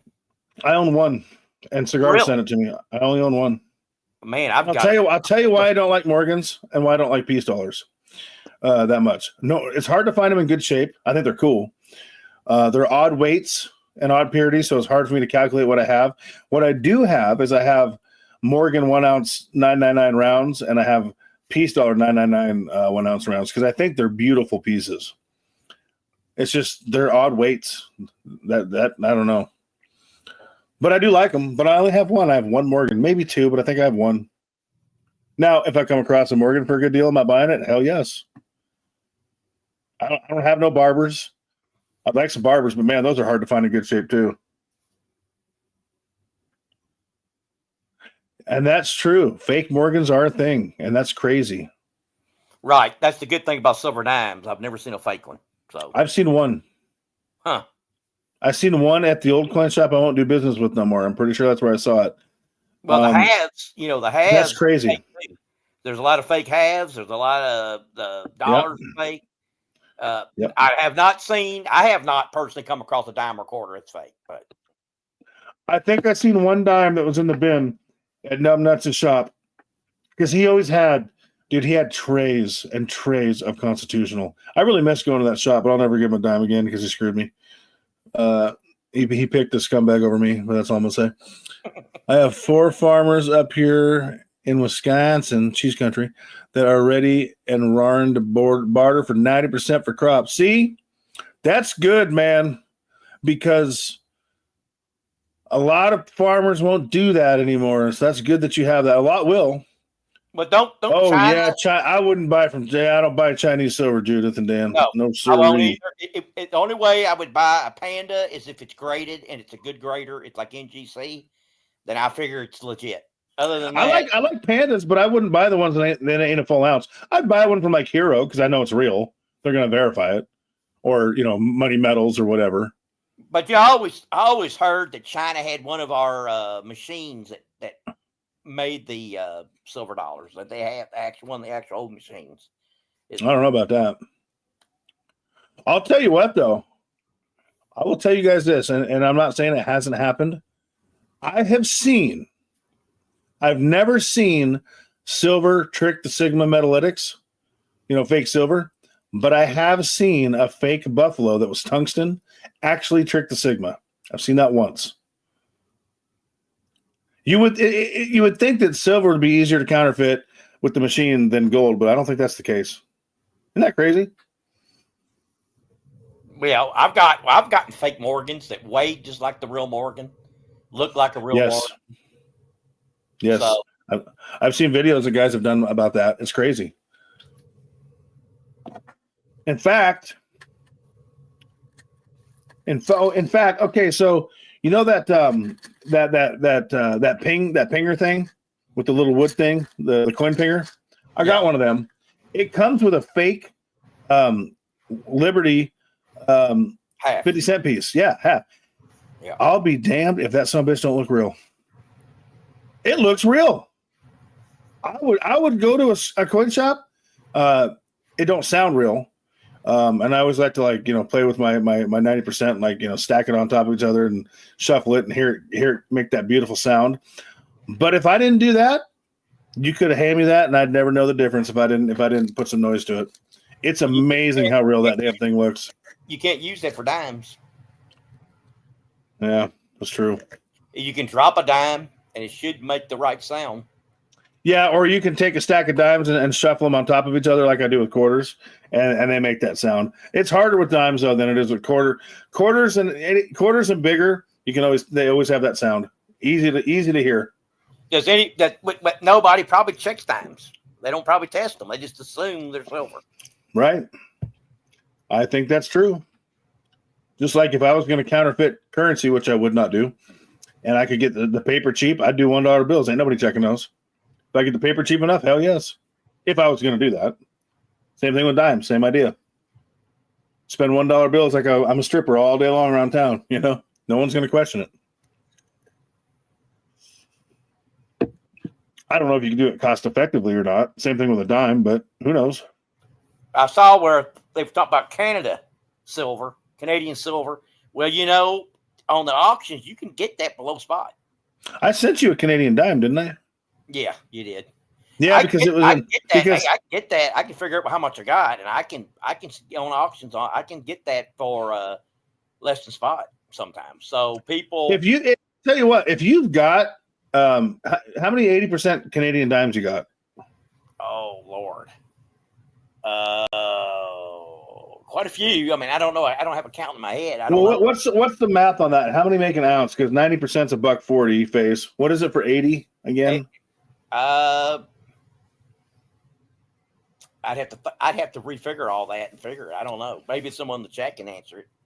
Well, the only reason I bring it up is maybe one of these days if you want to sell me a tube, I might buy a tube of Canadians from you because I ain't got none. I got quite a few Canadian quarters. Or that, whatever. And dimes, and I don't have many of the. I got a few silver Canadian dollars. James, no, I have no plans, James. I think halves I have the least. I'm not going to counterfeit, James. I'm just saying. You what? I think I have the halves. Probably I have less halves that's Canadian than any other coin. So. I got a better idea. Why don't you $1.55 face? Thanks, Savage. $1.55 face of 80%. Okay. So I got a better idea. Why don't you just send me a tube of Canadian dimes for Christmas? Because I'm such a good friend. What do you think? I sent you a really good birthday gift. Yeah, you did. Has your dementia got that far yet to where you'll fall for this? Oh, man. Oh, my. You got to get you one of them young Asian wives to take advantage of you, man. Yeah. You can be her sugar daddy. She'll take you to White Castle for them $2 burgers every day, buddy. $1. But by the way, White Castle went up. Oh Lord, you're gonna boycott them now, you cheap SOB. Yeah, they're $1 now. They used to be. I got bad news for you. Got real bad news for you. What's that? I watched a video today, and I stopped watching this guy for a long time, but I've been watching him again. Bull Bear Boom Bust or whatever. In his last video, he put up a thing showing Papa John's ain't doing so good, buddy, because you're so damn cheap. They're cutting their costs by 3%. So I don't know if you're going to be able to get your free cheap pizza that you don't tip on very long because they're having some troubles. I had their stock for a while and it started going down real bad. I got one today. I got a special on it today. I got one and I tipped him 15%. See, you're the reason because you keep getting these cheap ass pizzas that they're going under, man. 15% is a good tip. Yeah, but anyway, you're getting these deals on the pizzas. They ain't making no money. They're going to go under because of you. Right, but they are. Papa John's does have the lowest price pizzas right now. Pizza Hut's probably the highest, and no, trust me, I'm way higher than Pizza Hut, pal. Well, Domino's is not the deal it used to be either. So really, and by the way, when y'all buy Papa John's pizza, you help the city of Jeffersonville because he's from the city of Jeffersonville. But of course, he doesn't have anything really to do with the company. I think he still owns some stock of it. They threw him out. But he's from Jeffersonville, and the first Papa John's was in Jeffersonville. Matter of fact, our store, it's technically not the first store. He worked basically out of a bar. Yeah. But this one here, his dad was the manager or the owner of the bar, and he worked at the bar trying to turn it around. And once he turned it around, he started doing pizzas out of the back. Yeah. Yeah, I think it's his grandfather. Maybe it was, but yeah. Yeah. Yep. And then he started, I can, it's in walking distance. I can walk to where he started. And then now the store that they built, the new one, it is Papa John's #1.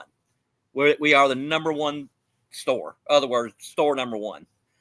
So, so when you buy Papa John's pizza, you're probably helping our city a lot too here. So they got pretty good pie. They're expensive, but they got good pie. I mean, you don't pay full price, so you wouldn't know that. Well, I wait and get the deals. I hold out, just like I hold out on Coca-Cola and Pepsi. Later, James. Oh, and I don't know what you were saying about Coke and Pepsi. I hold stock in both, dude. They're doing really good, man. They are not hurting, buddy. Well, just they had sales of their what's that, Coke One? What is it? The one they was thinking about quit making it. I don't think they were selling much of it. No, but we the Coke and Pepsi are both doing pretty good. Now, what I need from you, me and one of the other managers at work, we both like Diet Cola, but our favorite is Diet RC or RC Zero Sugar. It's never around. It comes around like once every 2 years. I see that you had a 2-liter of that recently. Do you have a line on cans of that stuff? I will pay you to ship me some cans of Diet RC or RC Zero Sugar. They had a lot of it. In the can? I don't know about the can. If they got the cans, I will pay you to ship me some, baby. I don't know why you like it. It's an acquired taste. It takes about 6 months to get used to, but once you get used to it, you will never drink sugared soda again because it's too rich and it coats your teeth and it makes you thirsty. It's gross. Sugared soda is so gross to me now, but it took me 6 months to get there back in the day. Honestly, you got to get used to it. Yeah, but at first, it don't taste that good. Well, I got it for $1. You know me, I'm cheap, so I say $1, I'll take it. So $1. Shakey's, a lot of people compare my place to Shakey's, dude. I never had Shakey's. I think there's still one in Oregon. A guy came in who was talking about it the other day, actually, a customer, and we were BSing about it. Maybe it's Washington, but I think it's Oregon. I need to try some Shakey's. But if John Schnatter, if he would have been allowed to come back and take Papa John's back over, and you know why he got fired. You know what happened? Yeah, it was something about some racial shit at a football game or something, wasn't it? No. It was he was the sponsor of Louisville Cardinals football stadium. It was Papa John's stadium. It's not now because they got out. What he said is that, and he knew Colonel Sanders. He's in the same industry. And Colonel Sanders, by the way, it's never too late to become a millionaire. He did it at like 50 or 55, didn't he? He was old. I think he was older than that. He was retired. Yeah, he was old. So anyway, he's from the old school, and he used in this and that. Everywhere is an N. Well, that's what Snyder was saying. He said, "Man, that guy he used the N word. He said the N word." Well, they say, "Hey, you're racist. You use the N word." He said, "No, I'm saying that Colonel Sanders did." And so he lost everything over repeating. I knew it's something to do with the racial thing, but that really sucks then. Yeah, he was, so they got him on that, and all that was, they wanted him out. What's up, Skywalker? How you doing, buddy? The powers we got to have another phone call one of these days, man. That was fun.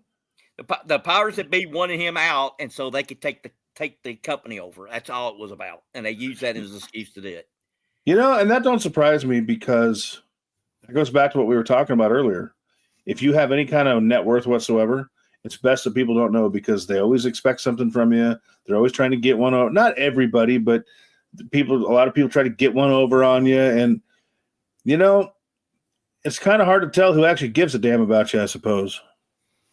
Well, that's a perfect example. He still owns like 30%. So he's still a player. He just can't really make any decisions. I meant down the road, Skywalker. But he gets the vote, and he has 30%, I think, in the company holding still. So, Skywalker, you're a smart guy. We've actually had a conversation or two on the phone. Hell of a guy to talk to. Very, very smart guy. You're kind of a real estate guy to a degree, I'd say, as far as I can tell.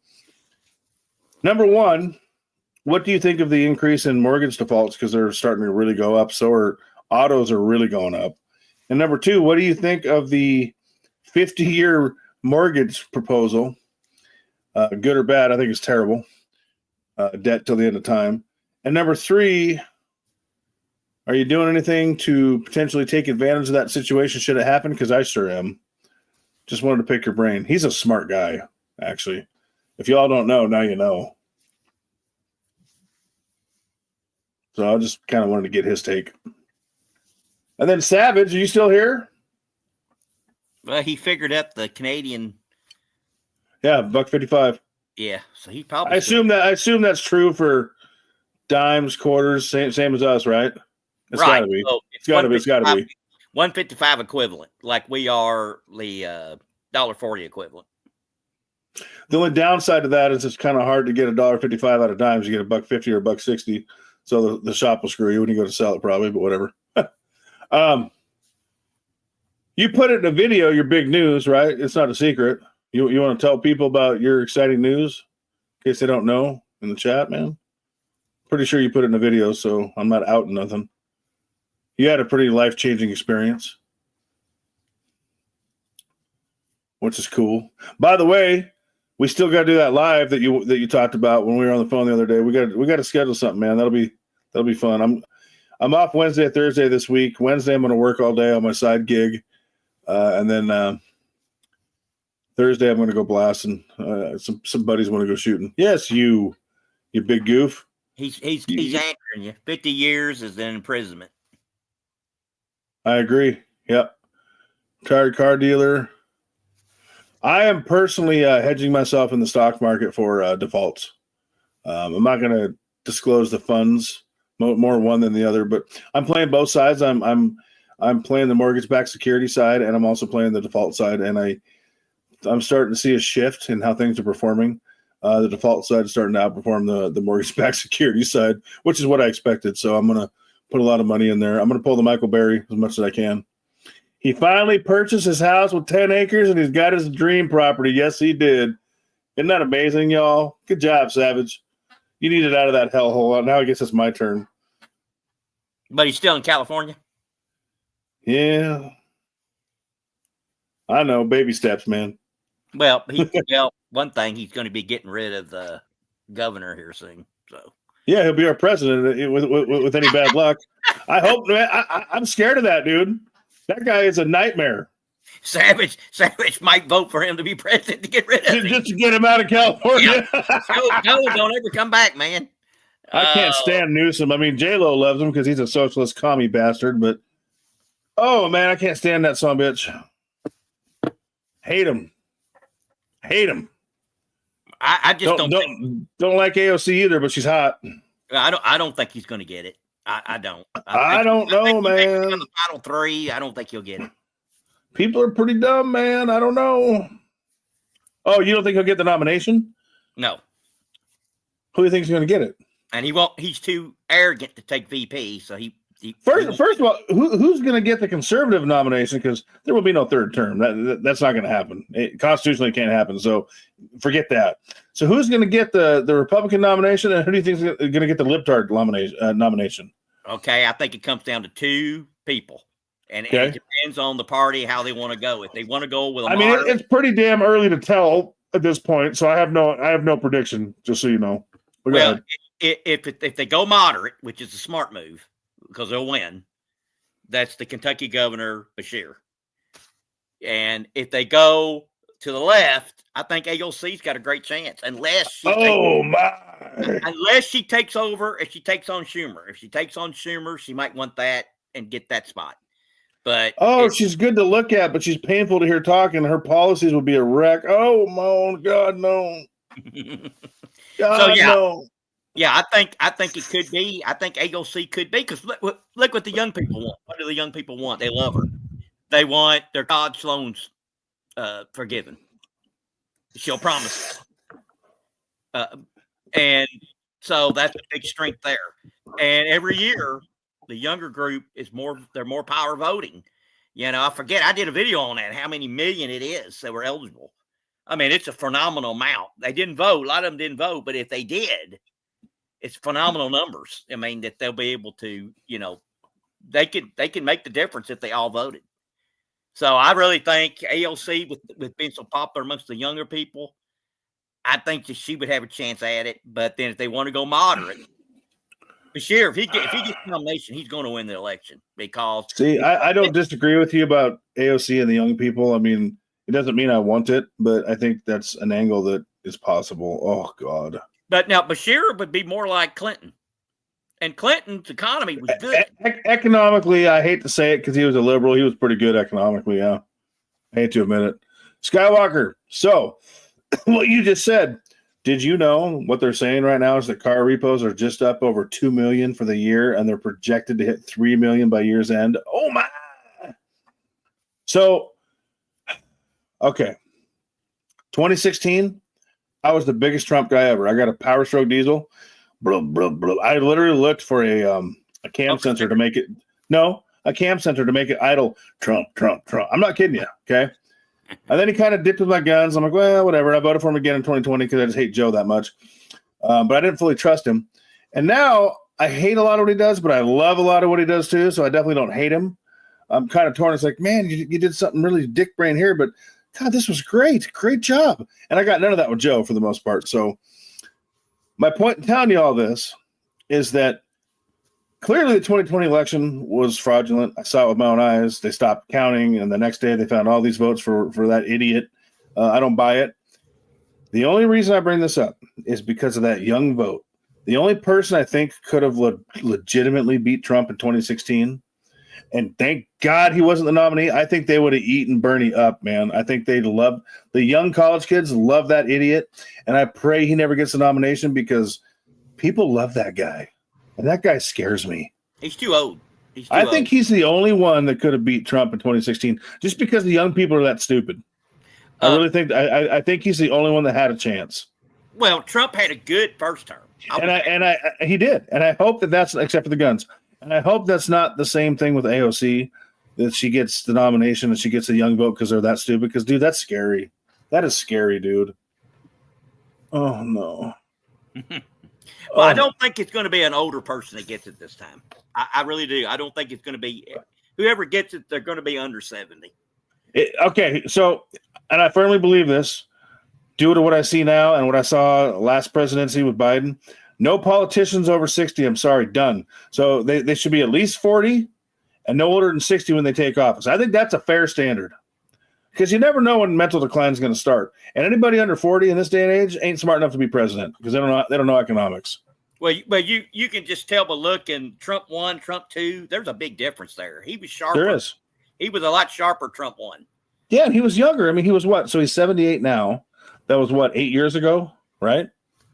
Yeah. When he took office, 2016. So, yeah, he was in his 60s, man, late 60s. I mean, that when you get old, like it happens faster. I mean, 10 years when you're old is a whole lot bigger deal than 10 years when you're younger, or middle age. And also, let's put on the Supreme Court mandatory ages. They should not stay on. Agree. Congress too. Right. Yeah, Pseudo agrees. 40 to 60 makes sense. I mean, anyone under 40, they're still wet behind the ears. Hell, in today's world, a lot of 40-year-olds are wet behind the ears. And over 60, I mean, usually you're still pretty sharp, but decline can happen from 60 on at any time, depending on the person. Really. And travel, or how about this? Put the cap at 70, but if you're at 60 or over and you're in office, you have to get 2 cognitive tests a year to remain in office, and but it has to be public, and it can't be your doctor. It has to be something like that, because you never know when cognitive decline is going to kick in. I'm 45. I am not as sharp as I was 10 years ago. I'm not as quick on a lot of things. I'm just not. That's the facts, man. I forget. I'm not as bad as Nickel, but I'll forget words once in a while, which scares the hell out of me. I'll call someone by the wrong name. I mean, I didn't do that 10 years ago. That's damn scary. What were we talking about again? I'm kidding. Well, term limits. We need term limits. I mean, that can't be bought. It's hard to buy a politician if they're going to be in X amount of years. You don't want to invest the money in buying them because they're not going to be there in a few years, right? So it takes it would take these lobbyists. It would really weaken their ability to get by people. Yep. I mean, like take you for instance. Over the last couple of years, you can't remember shit. Like you'll be in the middle of saying, "Oh look, man, what is his name? Oh man, Lord, I can't never remember his name." A couple of years ago, you weren't quite this special, so I wouldn't vote for your ass either. You're a liability there, old man. It just happens as we get older, man. It sucks. And it's frustrating when I can see that happening. I can see a slight decline in myself. And it makes me so fucking mad. Oh, it makes me so fucking mad. Because it frustrates me. Oh, I hate it. I can't see nothing. I can't hear nothing. I can't remember nothing. It sucks. So anyway, I think I've made some pretty good sense here today. Have I seen biased? So no, not really. And I think you're getting better about giving Trump credit when he does something good. It's a slow roll. See, but I understand where you're coming from because a year ago, this is completely because you've seen some things that didn't align with what you thought, with what you were told, with what you were shown.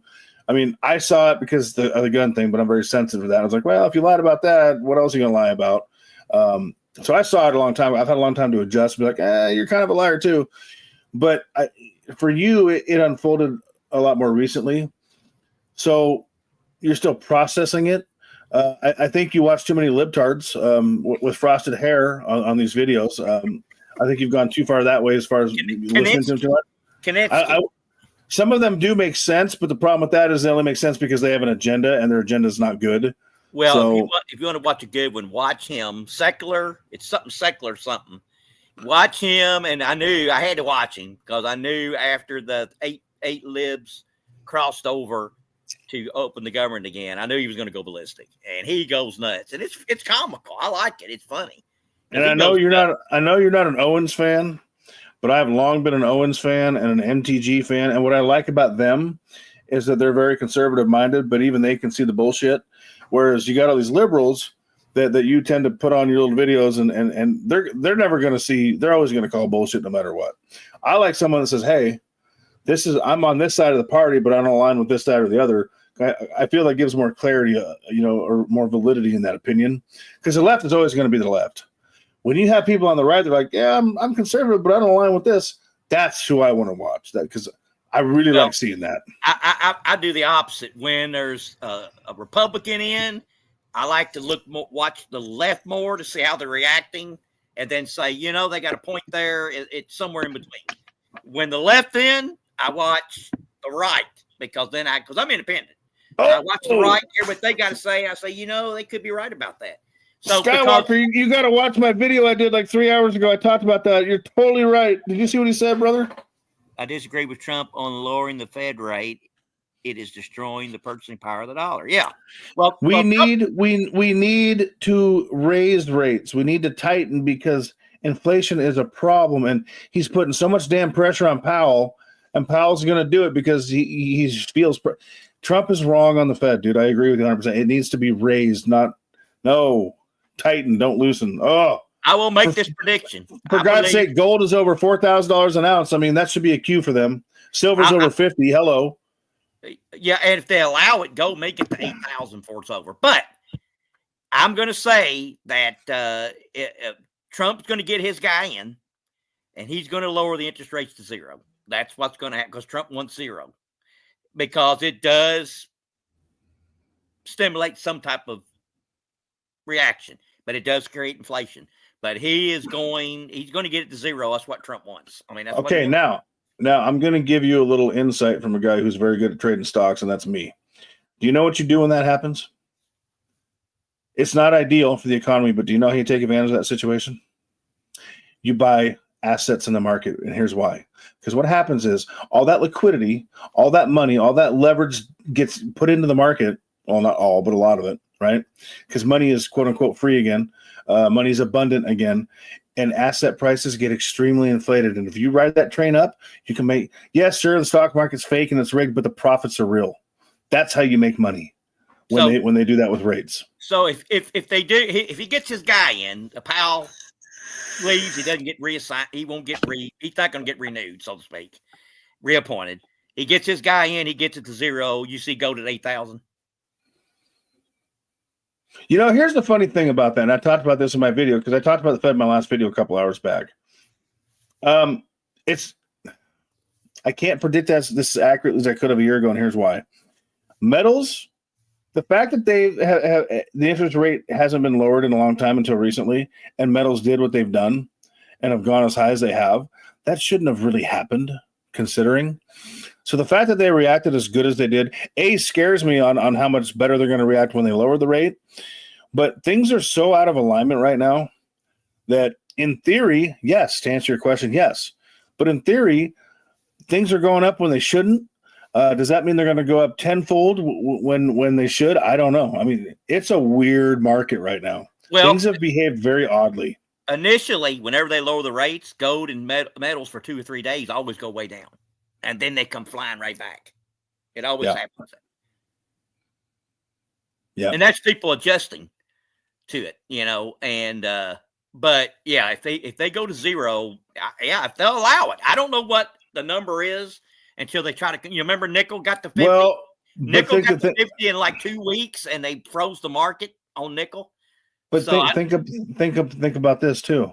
He's going to push for those super low rates because if he wants if he wants more people buying houses and he wants these 50-year mortgages and these 15-year auto loans, the way he's going to make that happen is lowering the rates so the money is free and abundant and they're loaning money. So that could happen. It could go really low. You know what I'm saying? Because he wants to get people in houses and he wants to get people in cars because he's out of office by the time that they all default. So he can say, look, I made America great again. I got all these people in houses and in cars. I made real estate great again. That's where he's focused on this deal. I think. But the American population is older, and that stuff is for the young people, which probably don't have any gold anyway. But it don't matter because they're going to be able to get all these loans, right? They're going to be able to get these cars at 15 years. They're going to be able to get these home loans at 50 years. And by the time it all comes crashing down, he's long out of office. And hey, man, it didn't happen on my watch. I made it great again. The next guy screwed it up. That's what he's going to do, I think. So, yes, he's really going to push for those rates to be lower so the money gets loaned out so that people can buy shit they can't afford. That scares me. That scares me because it's going to look good for him if everyone's buying houses and cars in his economy. You see what I'm saying? Well, yeah. I think that's the angle he's working.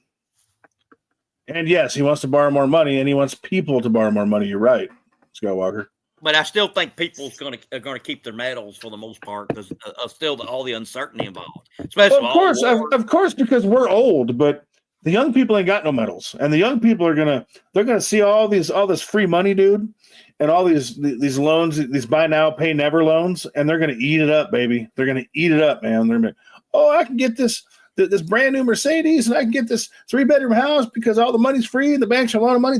It's gonna be the young people. It ain't gonna be us old people getting rid of metals. We're not that dumb, but the young people are really gonna go out and they're gonna leverage the shit out of themselves, I think. And how about the Ukraine war while we're on it? I think Russia, you think they're going to make a breakthrough here and pretty much they're going to end up winning it where it's not a settlement. It's just they win it. I mean, I think they're getting close. So I'm surprised it ain't happened already, to be honest with you. So that makes you wonder if it's being drug out on purpose to be a forever war because Russia should have had that thing locked up quite a while ago. You would have thought. I don't know. Doesn't that kind of surprise you? Well, I don't know. Ukraine's a big country, and they did have a lot of men. I don't think they have many now, but so. And Russia could lose the same amount they did, and they're not in near as bad a shape. They got more men. I will say, when Trump said that the Ukraine would have never been invaded if he was still in office, I believe that for one reason. You want to know why that is? Two things. He told Putin, he goes, if you invade Ukraine, I will bomb Moscow. And one of the first things Joe Biden did after he killed the Keystone, he changed the sanctions in Ukraine that Trump had set in place, saying that Russia has no control over the oil that flows through the pipeline that goes through Ukraine to Russia. And once Joe Biden undid that, lo and behold, Russia invaded Ukraine shortly after that, and it was all because they want their fucking oil and their land. That's what it was. And so I do believe that if Trump would have been allowed to take the election in 2020 like he should have been, because he won, I do believe that war would never would have happened. I do fully believe that. I have to give him credit for that, because Joe really paved the path for that to happen. I don't know. A lot of people don't know that, but he undid a lot of sanctions that kept Ukraine untouchable in that sense. Do you think we're going into Venezuela? I don't know enough about it to have an opinion that's educated, to be honest with you. So I haven't looked into it a whole lot. I'm not well versed like you are on that. Maybe you can fill me in a little bit. Well, I think it would lower gas prices for sure. You get control of their oil facilities, and the oil companies want to go back in. And of course, if you overthrow the Maduro, you set up your own person to be friendly with the oil companies, and therefore you're going to have more oil on the market. More oil on the market means lower prices. Sure, so we would definitely get a drop in oil prices here. I do kind of think he's kind of trying to encourage it, because he keeps blowing up these quote unquote drug boats, which it's funny because number one, you can stop them. There's ways to stop them, with the Coast Guard and such. Number two, they're not in American waters when this is happening. Do you know what the ratio is? Do you know what the ratio is when they actually stop them? How many of the boats they stop does have drugs? You know what it is? No. What is it? 25%. So that okay. So, and then we're blowing these boats up, and there's no evidence to prove that what you're telling me is the case. And even if it is the case, first of all, if the Americans didn't want their product, they wouldn't be bringing it here in the first place. So maybe we should address that issue first. Number two, I don't believe in blowing people up for bringing Americans the drugs that they so badly want. I'm sorry. They're responding to a market. McDonald's puts a burger on sale when our fat asses want to eat it, kind of thing, right? So I don't buy that story all the time. There's no proof to show me that what you're saying actually occurred. You're just blowing shit up, and I'm supposed to show me. Number one, and number two, it's not a good enough reason to blow shit up, in my opinion. So I think he's definitely encouraging conflict with Venezuela, and there's going to come a point, I would think, where something's got to happen. I mean, you start blowing my people up, I don't give a shit if you're bigger or badder than me. I'm going to come kill you back. But I'm kind of that way, So you would think at some point this would come to a head to some degree. So I don't think it's unlikely that there will be conflict, if that's what you're asking. Well, Colonel McGregor, if you believe him, you don't. Some people believe him. I think he's right on some things. I think he's wrong in other things. But he says there's like 100,000 men on the border from other countries that are waiting to go to help Venezuela if we do. See, and Droopy says he doesn't buy the drug thing either. And hear me out on this. One of the biggest reasons I don't buy it is because he tried to tell me that fentanyl was coming from Canada. That's not where it comes from. It comes from China. It comes from Mexico. Anybody that knows that. The Canadians ain't bringing fentanyl here. So I have trust issues with what we're being told. And what's almost every war about? Can anyone tell me? There's one word. Money? Yes, but it's usually oil. So what you just said right there about if we go into Venezuela, what it does for oil, there you go. It's always about oil almost. Oil always plays a part in almost every war. Vietnam not included, but you know what I'm saying. Modern day. So I don't buy the narrative, man. I see the puppet master pulling some strings. Well, the Canadian deal, that what he said was that you need to reduce it or make an effort. So they put a bunch of men on the border and all that. So they made the effort to do it, and then he said that wasn't enough, and then he increased the tariffs and all. It wasn't enough because it wasn't a problem to begin with. Anybody with 2 brain cells knows that Canada ain't the one shipping in the dope. I mean, come on. Well, I mean, how do you prove yay or nay that worked or didn't? You can't really prove it. So it's up to to him saying, "Oh, that wasn't enough," or "That didn't work." The dope comes from Mexico and China. I mean, for the most part, and Colombia. Let's be honest. It's just the way it is, and anybody knows that. And probably some from Venezuela, but it ain't coming from Canada. Well, I know the cocaine kings is Colombia, right? Yeah. I mean, that's where 90% of the world cocaine is at. So. Yep. So it ain't coming from Canada, boys and girls. So I just don't. But what does Canada have that we want? They supply 66% of our crude oil, or 63. I think it's 66. And what a lot of people don't realize is drill, baby, drill. Hey, it sounds good on paper, and I used to believe that too. But the trouble is, in America, we have shale oil. And I didn't know this till about 3 years ago. I'm not going to lie, 2-3 years ago. And lumber, yes, you're right. I didn't know this till a couple years ago, but we have shale oil. And we have no facilities, not one, in America to process our shale oil, which is why when we drill, we ship it out to be refined elsewhere. That's why we import crude oil, because we can refine crude oil here. We cannot refine our own shale oil that we pull out of the ground. So Canada has, you're right, lumber, and it has oil. And rare earth. Yeah, and rare earth. But it goes back to oil too. It always goes back to oil to a degree. It always does. And this is another example of that.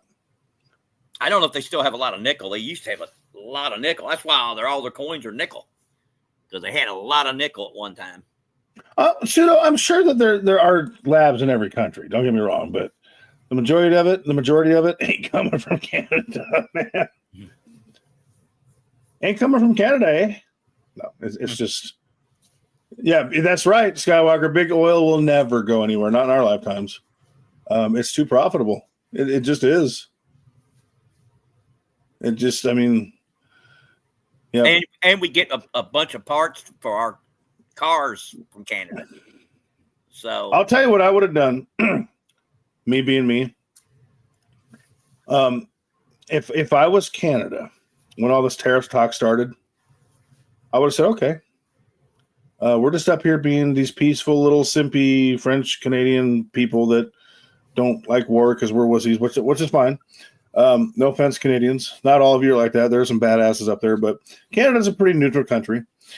I would have said, okay, we're up here minding our own business, sending you a bunch of shit, natural gas, oil, rare earth. You want to tariff the hell out of me? I'm just going to shut off the pipelines for a week, and then you'll come crying back to me. That's what I would have done. That would have crippled our asses because we had no reserves because Joe got rid of them. If they would have shut the sure, it would have been a hit for them financially, but I'm willing to bet you if they would have shut the pipelines off for a week, we would have changed our tune real quick. That's what I would have done. That's just me. And I'm not saying I choose Canada over the U.S. What I'm saying is this whole thing was stupid to begin with, in my opinion. You don't bite the hand that feeds, and Canada happens to feed us the majority of the oil that we use. It was kind of and then you do it under the guise of fentanyl coming in from Canada, and it's BS. BS. Well, I think overall we had it pretty good, and everything worked.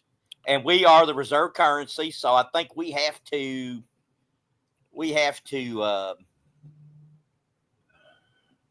be a player and a judge. I don't know how I would say that, but it's just different because we do have the reserve currency. It's true. So if we have some trade deficits, that's part of having the reserve currency. I mean, would you rather not have the reserve currency and be completely equal trade? Well, and what you just said about how things were pretty good. I mean, Peter Schiff talks about this all the time. He talks about how, and he's 100% correct on everything but Bitcoin, and he's 100% correct about this when he says we weren't getting screwed. We've had a great deal forever. We get decent quality crap for cheap. Like we have had a good deal from our trade partners for a long time. Well, we have a surplus with Brazil, and yet he laid the hammer down on them. Yeah. And you remember what China did? They said, okay, we'll buy all of our soybeans from Brazil. So Brazil made some money on that deal. And they got their cattle from Argentina. Yep. And now they're buying some soybeans from us again, but it's not nearly what it was. No, not anywhere near what they used to. So, but it might help some farmers out. Probably the bigger guys, the big boys that'll get all the business. So, but like I said, a deal is better than no deal at all. I mean, we're better than we were before the deal. See, Draper fully believes what Trump tells him about Canada supplying all the drugs. Dude, the majority of drugs comes from Mexico and China, and that's a fact. That is a fact. Sure, some comes from Canada, but come on. If you buy that narrative, I'm sorry, dude. No, I don't buy it.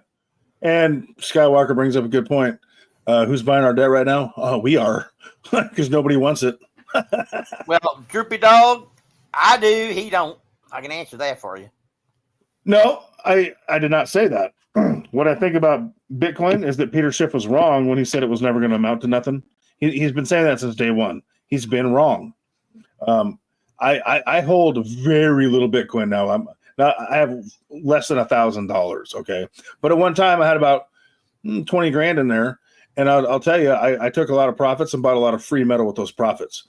Do I think it's weird? Yes. Do I like it? Not really. But the profits were real at the time, so that's what I care about. I don't think it's the end all be all. I don't think it's a safety net. That's not how I look at investments. I look at something. I don't care if I like something or not. If I can make money on it and turn it into physical assets like gold or silver, that's what I'm going to do.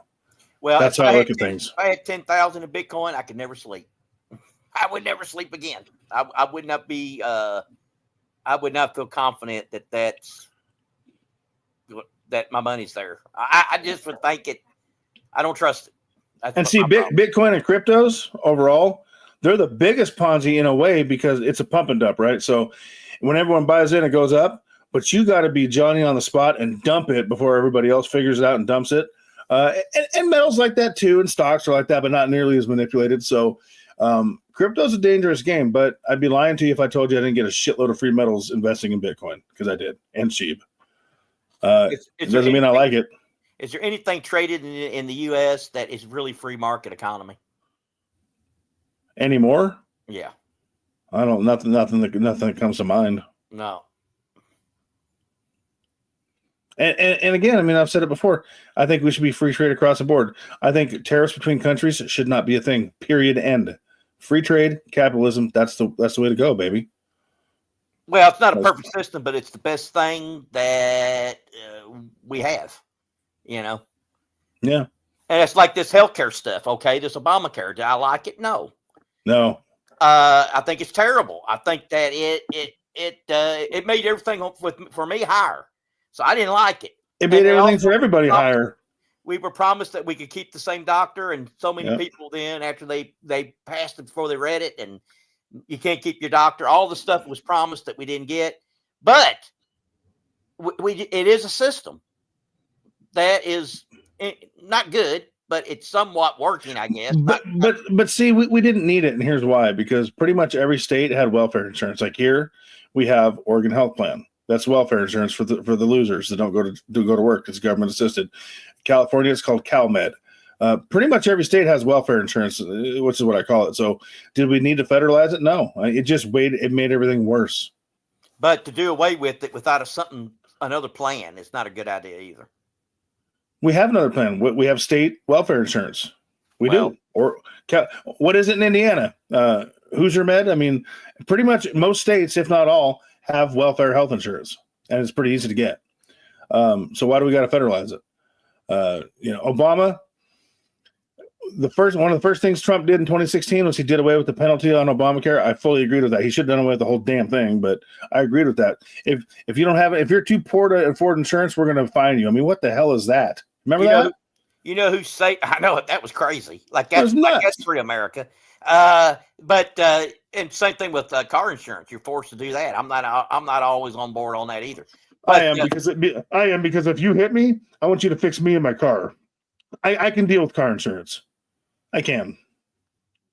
Because we're all on the road, and just because you're a scumbag and you're cheap and don't have insurance, you should have to have it to fix my car if you do something stupid, hit me, and you should pay my medical bills if you cause an accident by being a retard. So I hear that argument from people, but I'm different. I believe car insurance should be a thing. That's just me. But I've been rear-ended 9 times in my life. So.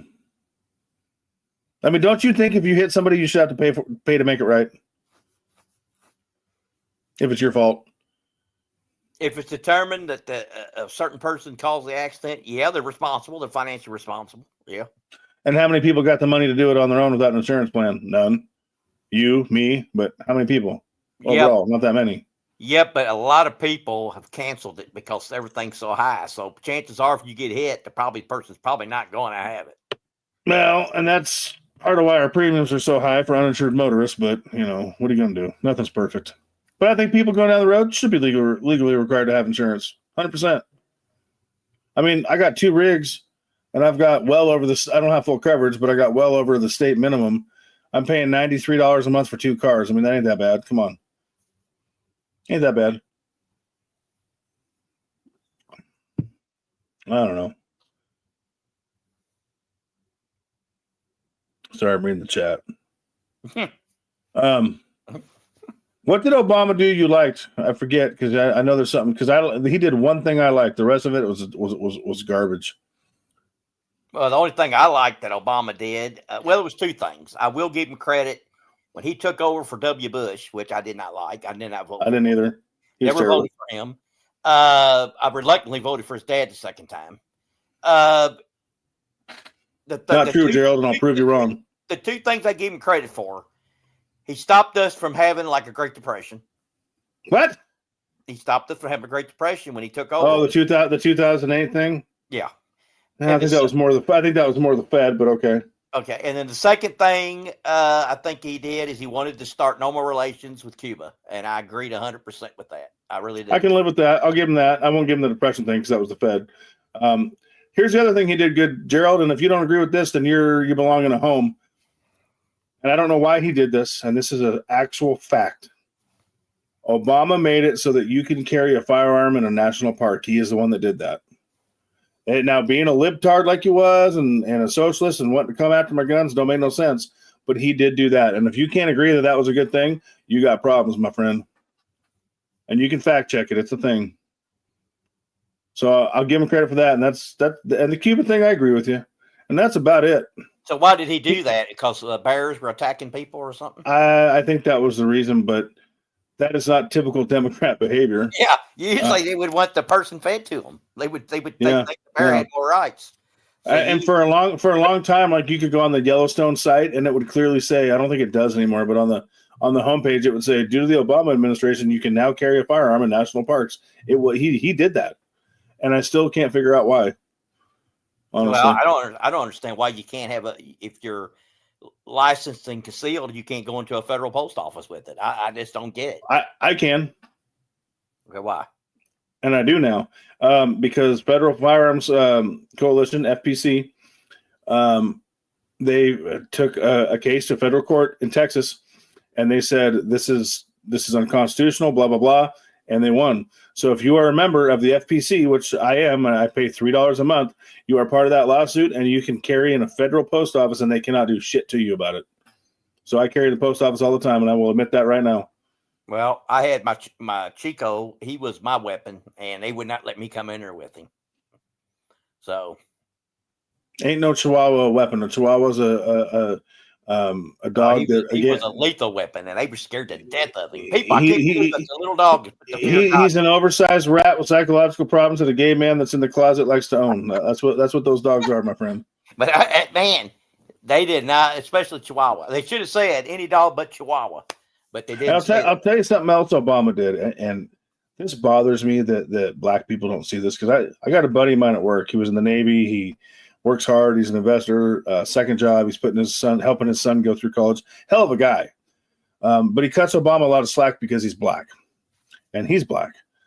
And I don't like that because he set black people back so many years in this country. You remember on the White House lawn, that cop arrested that black kid for doing the wrong thing, and he made it a race issue. Yeah. He made everything a race issue. He created so much racial divide in this country. He set black people back for so many years, and because he's black, they don't hold him accountable. Let me ask you a question. And this is where white people are different than black people overall. I mean, and this is a generalization, I understand. And Hispanic people and Asian, mostly Hispanics and black, not so much Asian. But do you ever go to a business because a white person owns it? Later, Gerald. Do you ever say to yourself, hey, I'm going to shop here because a white man owns it? You probably don't, do you? Well, I probably don't know what color the person is that owns it, but no, I'm going to go if it's items I like to buy and I think it's a good price. Yeah, it don't matter to me. Right. So the answer is no. You don't shop there solely because the white person owns it. You don't even know who owns it, right? Same. I'm the same way. Where a lot of your black people and your Hispanic people are different is Hispanics will go to a business that's owned by Hispanics solely to support another Hispanic. I know I got Mexican friends and they do this shit, which is fine. And black people do the same thing. They'll go to black-owned businesses because another black person owns it. But the problem with that, other than the fact that they may or may not have the best product, I mean, that depends on the store or the restaurant, whatever. But the problem with that ideology is it leads you to the path of Obama was a good president because he's black, because I'm black. I don't like that. Because I will never say a president was a good president because he's white. I think Trump's made a lot of mistakes. I think he's done a lot right. I think Joe Biden was a fucking train wreck, and he's white. You know what I mean? I don't give people that pass. Oh, he's a white guy, so he was okay. And not only that, I'll tell you something I find a lot of other races do that with people of the same race as them, and I think that's really, really flawed thinking. Obama started all the chaos overseas. The problem with Egypt and all. He caused all these uprisings. Yep. He basically went over and said, "Hey, it's a new time. This guy's old. You better." And he basically just told them that their leaders is not for them and all this, that, and the other. And he got them all riled up. And so the Egypt government fell. I don't know. Syria really started back. I guess all the stuff with Syria started even back then. So you got, not that the governments are great and they do stuff they shouldn't, but if there's stability there, I don't think you should shake the apple cart. Let it be, and let age take care of matters. So let me ask you this: who was the worst president, Barack or Joe? I'm going Joe, and I did not like Barack, but I'm going Joe. Biden. I think Biden, because I think even some of the stuff, even if it was like I don't agree with it, at least Obama always had his senses. I mean, he knew what he was doing at all times. So, he had an agenda for sure, yeah, and it was all by design. Joe, and when Joe was Obama's vice, I still hated Joe more than Obama, and trust me, I hate Obama. And then when Joe got his turn at office, I knew that was the right way to feel. He was just a mess. And see, I like the black guy better than the white guy. And my buddy at work won't do that. He likes the black guy. It's just because he's black. Well, I like Carter. I thought he was a good person. I mean, he was a terrible president. Yeah, that was in picking people for jobs. I'm going, why would you pick that guy for that? And and then but he did inherit a lot from Nixon. To say it's all Carter's fault, that would be wrong too, because Nixon started the inflation. I would say my least favorite presidents are FDR, Nixon, Carter, Obama, and Joe. I got to say that. FDR was terrible. I know you don't think so. He was terrible. I think, he started a lot of the socialist programs, but he... Hey, we're in a depression. Give us all your gold for $20 next week. Hey, it's $35 an ounce. But if he wouldn't have been president for World War II, we might not have won. I'm not for sure we would have won. So. And he was terrible during the Depression. He should have just gotten out of the way. It would have been terrible for a year and a half. Free markets would have solved the issue. He drug it out way longer than it had to be. He was a terrible president. He was the beginning of the end monetarily, really. And then you got Nixon, who, that idiot, oh God. Oh, don't even get me started, Savage. Thank you, George Bush. Which, by the way, we're going to get into something now. And then Nixon just totally just ruined it. Yes, you're right. And he paved the way for, I don't know if you all know about this, but you all should know about this. And this is true. This isn't me not loving Trump. Oh, this is the one good thing Joe Biden did. And I didn't know this till about 3 months ago. I searched and I never found one until the other day. When Joe Biden was in office, and this pains me to say, the Israelis developed something called graphite. And what that is that spyware that goes on your phone, on your computer. They can listen to your conversations, get into your pictures, your encrypted messaging apps, everything, okay? Everything. And it's called graphite. The Israelis developed it. This is a fact. Look it up. This is not conspiratorial crap. And Joe Biden said, we ain't doing this. He did an executive order terminating the $2 million contract that they were going to put on American software. Well, late August, early September, Trump says, hold my beer. We got an immigration problem. Now, he has undone that, and he has given graphite, he's given the federal government 100% authority to install graphite on whoever's phones and computers they want in the name of finding illegal immigrants. That is wrong. And that was paved by exactly what Savage is talking about from George Bush, which is the Patriot Act. And that is wrong. Well, but you know why Biden was probably scared of it? It probably wasn't because he loved us enough, but I'll give him credit for doing it. He didn't want them spying on him. Probably, yeah, or his son. But that's funny. But and he probably didn't do it for the right reasons, but I'll give him credit for doing it. That's the only thing that I am aware of that Joe Biden did good in office. The rest was just a train wreck. But I am not with this graphite crap that Trump's doing, being on our phones, our computers. There is no privacy. And that is George fucking Bush that paved the way for that to happen. And I don't like Bush. I never have. Terrible. What'd you say? Best thing. Sleepy Joe ever did was leave office. Brother, even when he was in office, he left office. But I'll give him credit. He did one good thing that I'm aware of, and that's it. But it took me 9 months after his presidency to find it. I searched. I really wanted to find one thing he did right, and I finally found it, and that's it. I tell you what. I mean, the president that I look back on, I go, he was actually pretty good with JFK. He tried to avoid the Vietnam War. They killed him. That's what he got killed over, by the way. He wanted to end the Fed. So yeah. He didn't like unions, give or take. I know some people are pro-union, some are not. There's good and bad with it. So I'm not saying. Totally. And what's funny about that is he was a quote unquote Democrat, but none of those ideas are Democratic thought processes. Isn't that weird?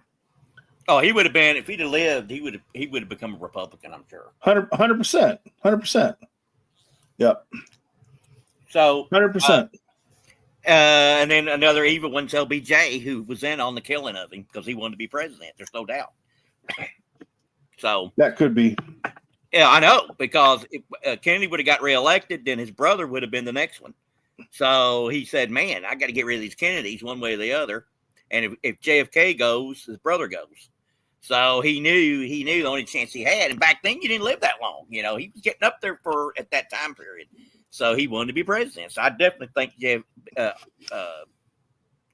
LBJ was involved in it. What do you think? I got to get up and take a pee, but let me ask you a question.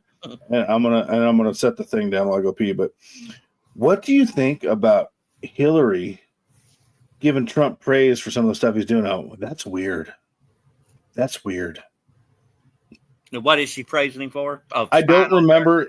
No, it was about. I think she praised him for the Gaza thing. I think that was one of them. It was a couple different things. It was about a month and a half ago, and I'm like, what? Thought they hated each other. That's weird. Well, he hasn't threatened to arrest her, has he? Well, he was supposed to. That never happened. I'll be right back. Give me like 2 minutes, okay? Can you hold it down and eat some candy for people or something? Well, I don't have much candy, but I think I ate all. I'll be right back. Shocking. I got some Jawbreakers, cinnamon. So anyway, yeah. So man, this has been a deep conversation here. So did y'all in the chat say would you rather lived in the 20s the 80s, I mean, the 50s or the 80s? I mean, I just wonder. I know he said a couple people answered and he said who they were. I just wondered. And I thought that was I could live in either one of them. I lived in the 80s. I loved it. I miss it. But I definitely would have loved to have seen what the 50s was like. And I definitely would have loved to have seen what the 20s were like. So, but if you every generation, if you ask the generation that came up in the 20s, they'll say 20s was better. And some of those lived up in the 80s, so they would live during the 20s, the 50s, and the 80s. And some of them would say it was still the 20s were the best times. So,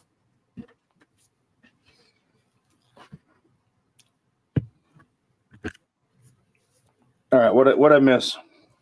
I just went over the 20s and the 50s and the 80s again. Well, you were born in 1850, so you were around. I remember. You remember, don't you? What year were you born, old man? 68. 68. When I was born, LBJ was still president. See, my brother was born in 69. I love to remind him of that fact. So let's see. Oh, man. So, you know what? This month, so I'm 45. He'll be 56 this month. God, he's old. Yeah, he used to beat the hell out of me growing up, and now he's so out of shape, and he's lucky I'm a forgiving soul.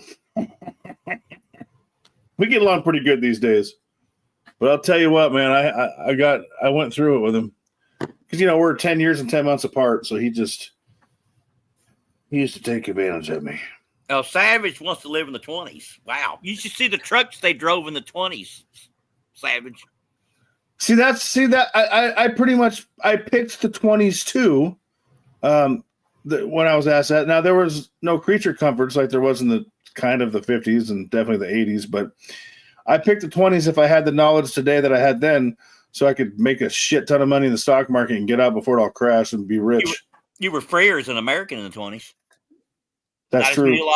Not as many laws. They didn't, you didn't get picked on. You could pretty much do what you wanted in the 20s. I don't even know. I don't even think you had to have a fishing license or a hunting license. You just go out and do your business. Honestly, you were pretty free in America till the 60s when they enacted like the beginning. It wasn't called the NFA. It was something different. It was firearm restrictions. And then, believe it or not, your boy Reagan, who was amazingly financially sound president, he signed into law the National Firearm Act of 1986. So Republicans as a whole have really let me down for the Second Amendment, honestly. But he's the reason he can't own a machine gun. Thanks, Reagan. So as time goes on, freedoms definitely get worse. Yeah, that's definitely.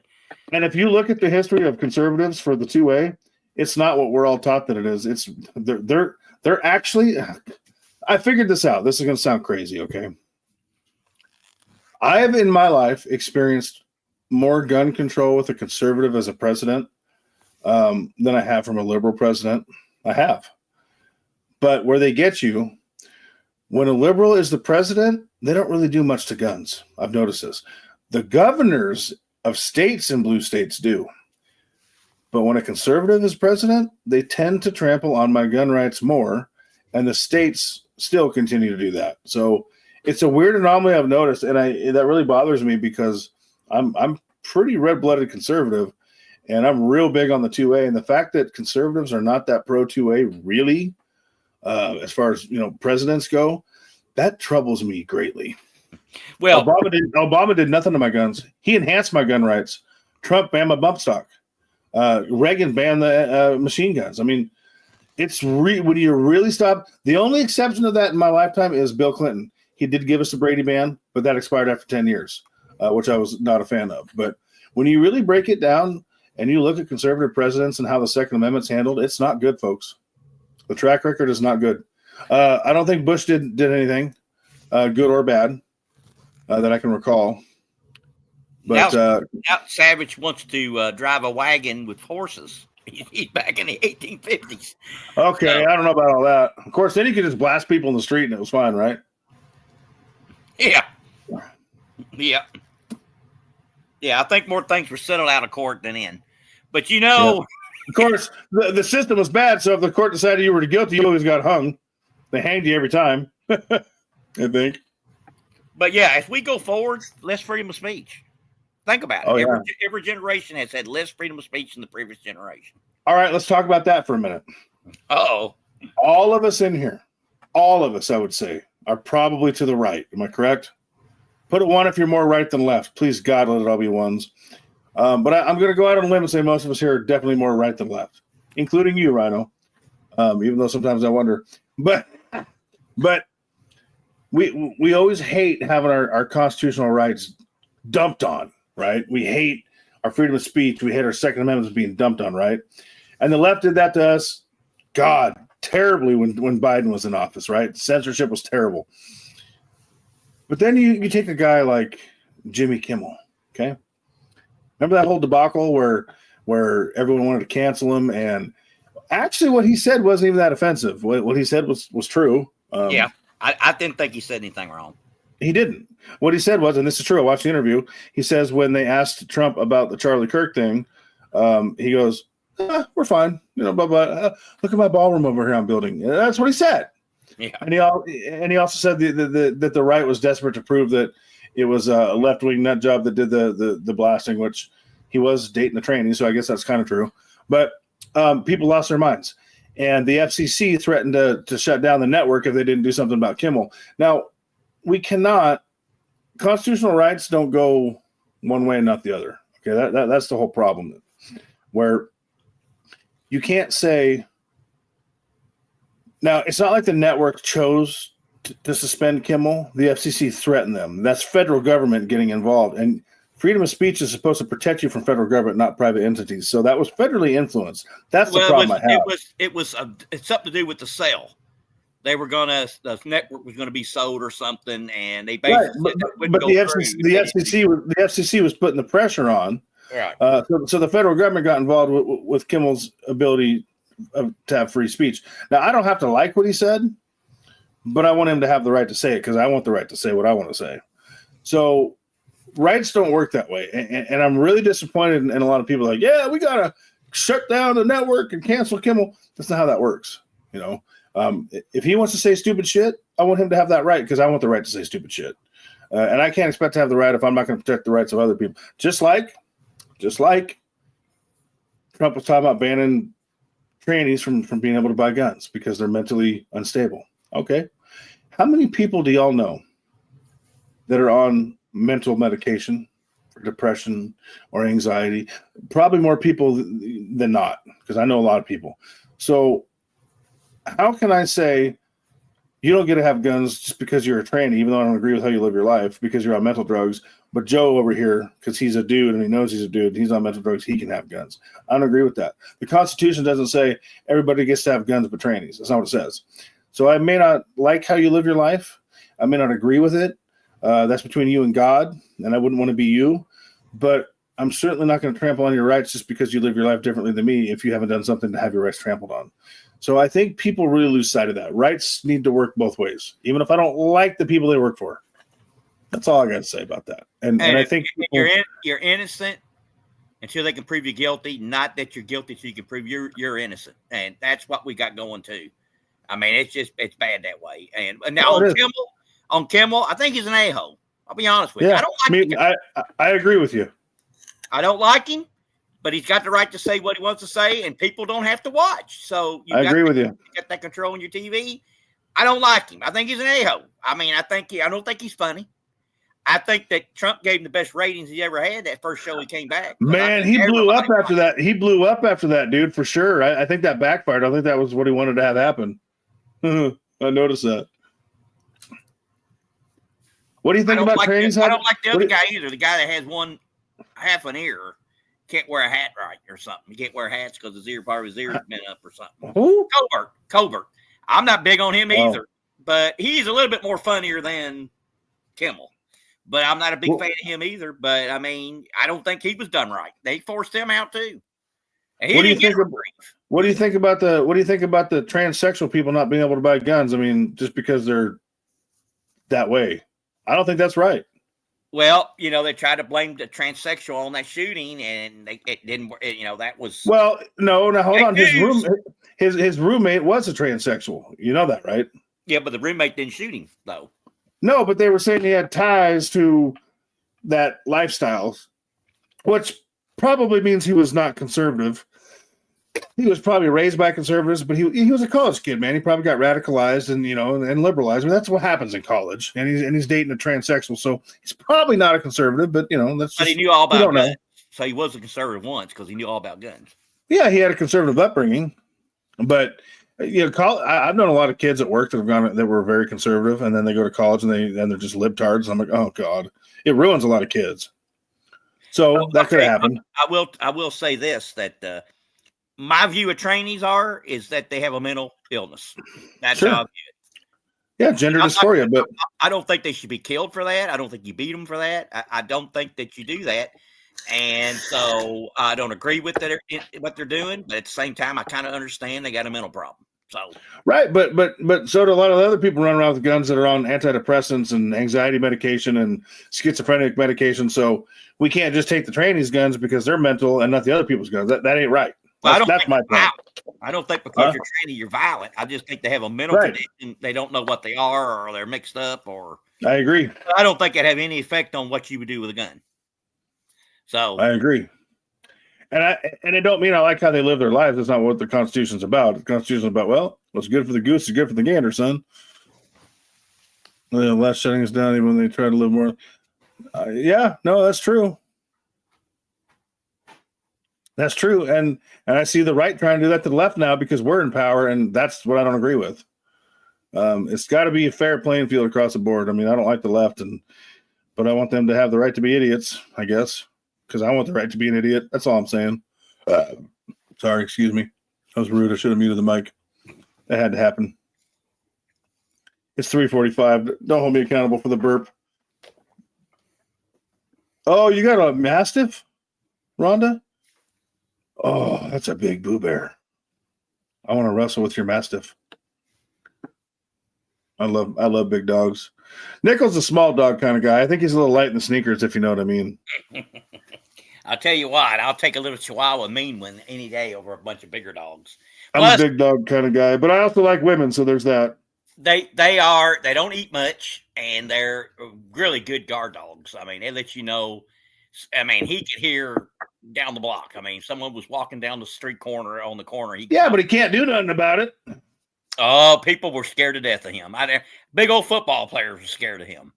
I'm going, I can't believe that you're scared of this little dog. But when he bit you, it did hurt. He had little jagged teeth. Well, of course, but then you pop him in the face with a fist, and he's out like a light. I don't know. Chico was a pretty tough little dog. I have to tell you, he was a one of a kind. It was just unbelievable. Well, so was his owner. We'll just say that. I don't know, man. I just believe in rights for everybody. To be fair, even if I don't like the person or how they live, because I want my rights. I just want to be left alone, man. And the big problem is this: it's when one side does something and they don't realize that they're not going to be in power forever, and that the other side can do the same thing back to them. That's every time. You got to think down the line and say, well, I'd like to do this, but I know if I do it, it's going to come back to hurt me later. I don't do it. So, because every time that precedent is set, it just gets worse and worse on both ends. I mean, it's a never-ending thing.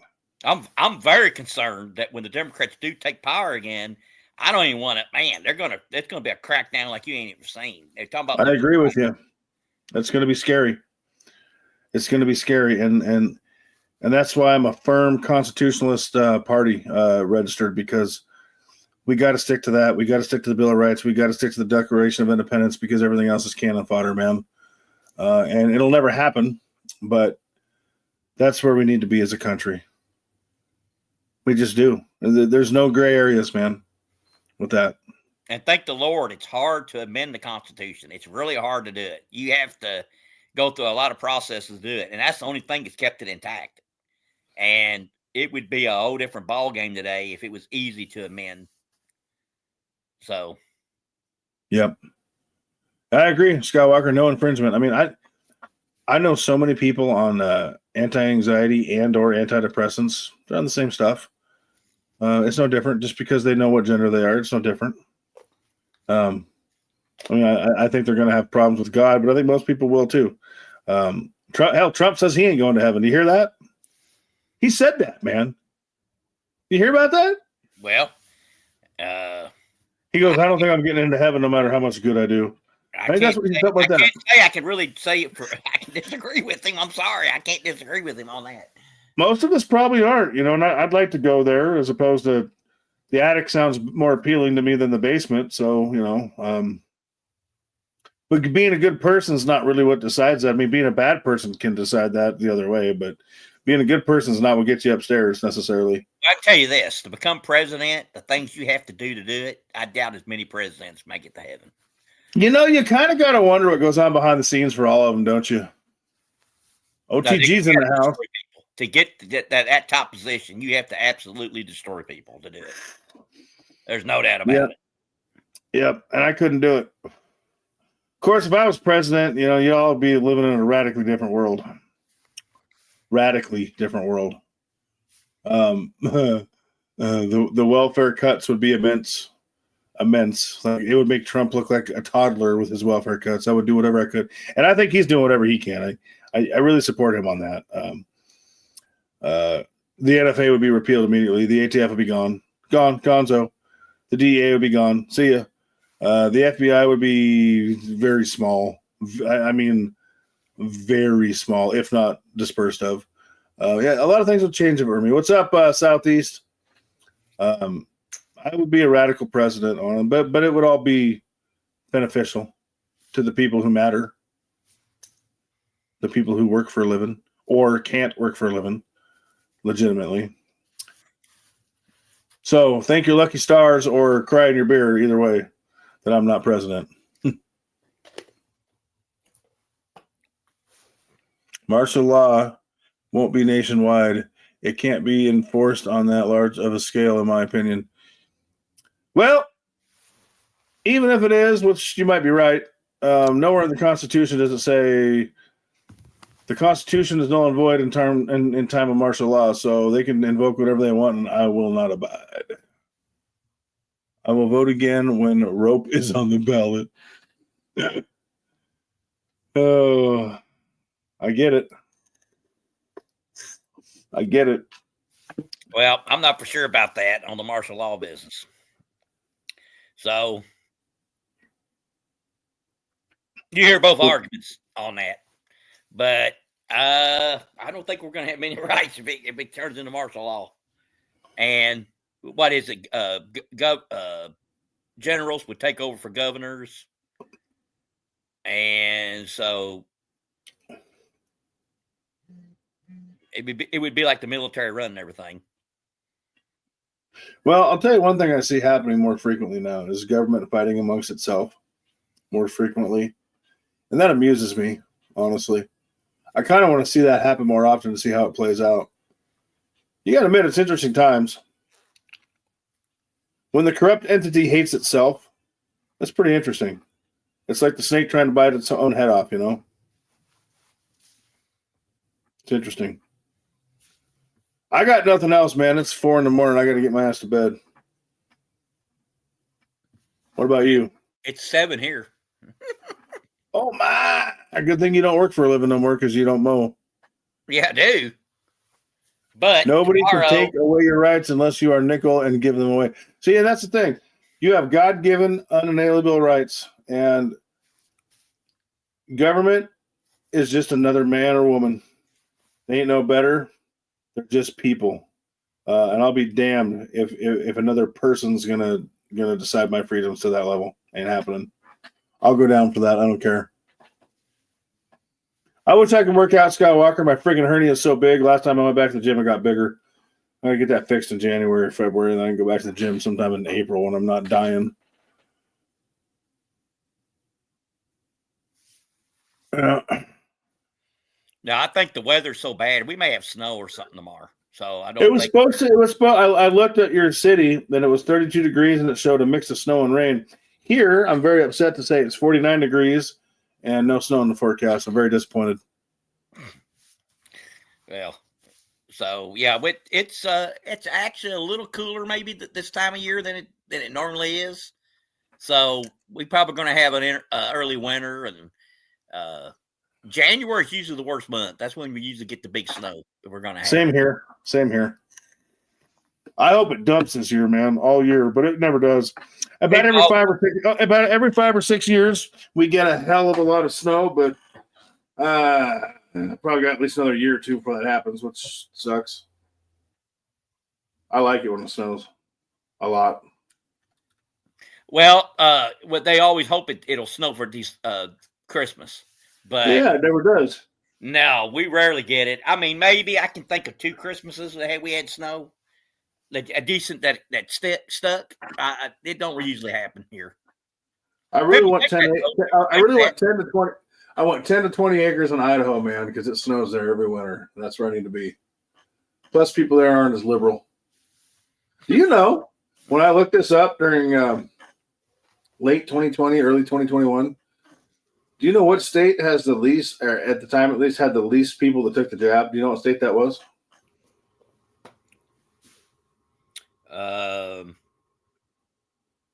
Idaho. Yep, it was 50%, which tells me 50% of the people are nuts. Okay. The other 50% of the people, probably half of them are sane and half of them are weird nut job conspiracy theorists. But it tells me I got a chance of probably a 1 in 4 chance of meeting somebody probably normal there. Based on that. I know there's some flat earthers in Idaho. Yeah, Pops is a nut. He's a liberal nut. He's very liberal. He's probably watching this right now. No, Pops don't watch nobody, which is why I never go by Pops' channel. He don't support nobody else. Why would I support his ass? Well, he comes in mine sometimes. Well, that's because you're his liberal butt buddy, you know.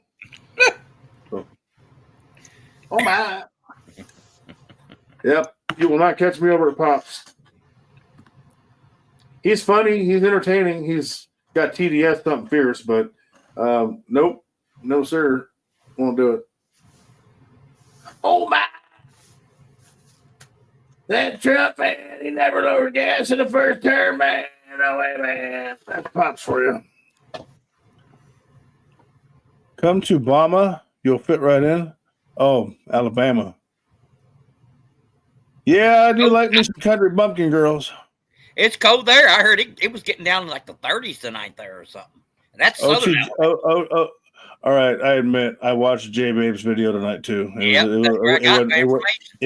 I know that it wasn't bad. That's the first video I watched from him in months. It wasn't bad, but he says the same shit over and over, and it's always coming to an end. The collapse is tomorrow, and it never happens. And he's admitted in his videos like, I own stocks and crypto, but I don't advise you to do it. No, why don't you tell the whole truth there, buddy? He's very critical of the real estate industry, and that's how he really made most of his money. It's the real estate sales. So there is the Westies just came in. They missed everything. I know it. They were cooking breakfast probably. He was cooking up one of them feasts, I bet. OTG wants to know if we went to the moon, Nickel. Oh, my. Okay, I will explain the moon to you. It was a propaganda given by the U.S. government because we thought Russia was close to being able to do it. We didn't know for sure. And we couldn't allow a communist country to go to the moon before U.S. being a capitalist country. So therefore, we made all that up and we did not go in order because at that time, countries were going communist like the virus was. We had the virus a few years ago.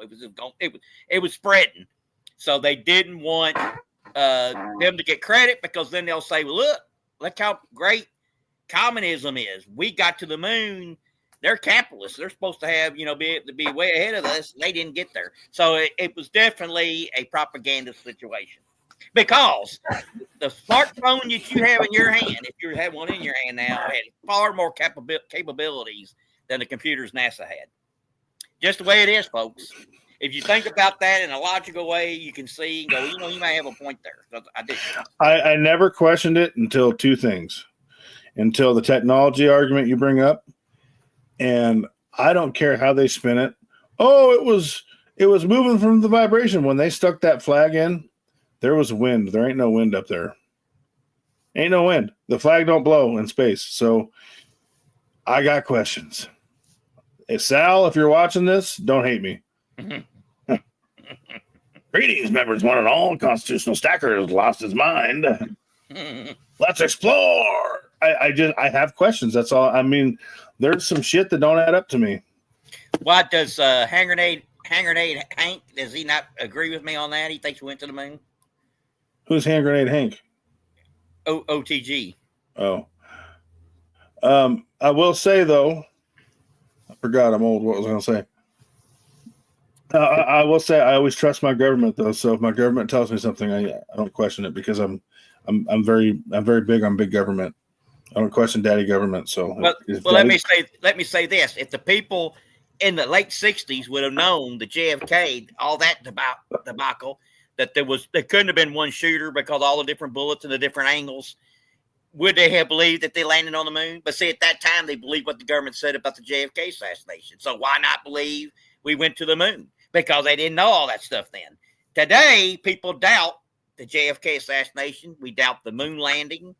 We doubt, you can just keep going. We doubt the Kirk shooting. Now we know we can't trust our government because of the past. 5 years ago, the majority of the idiots in the country thought the jab was good for them. And the only ones that don't now are the ones that are afraid to admit it because they know they're going to die soon. Yeah.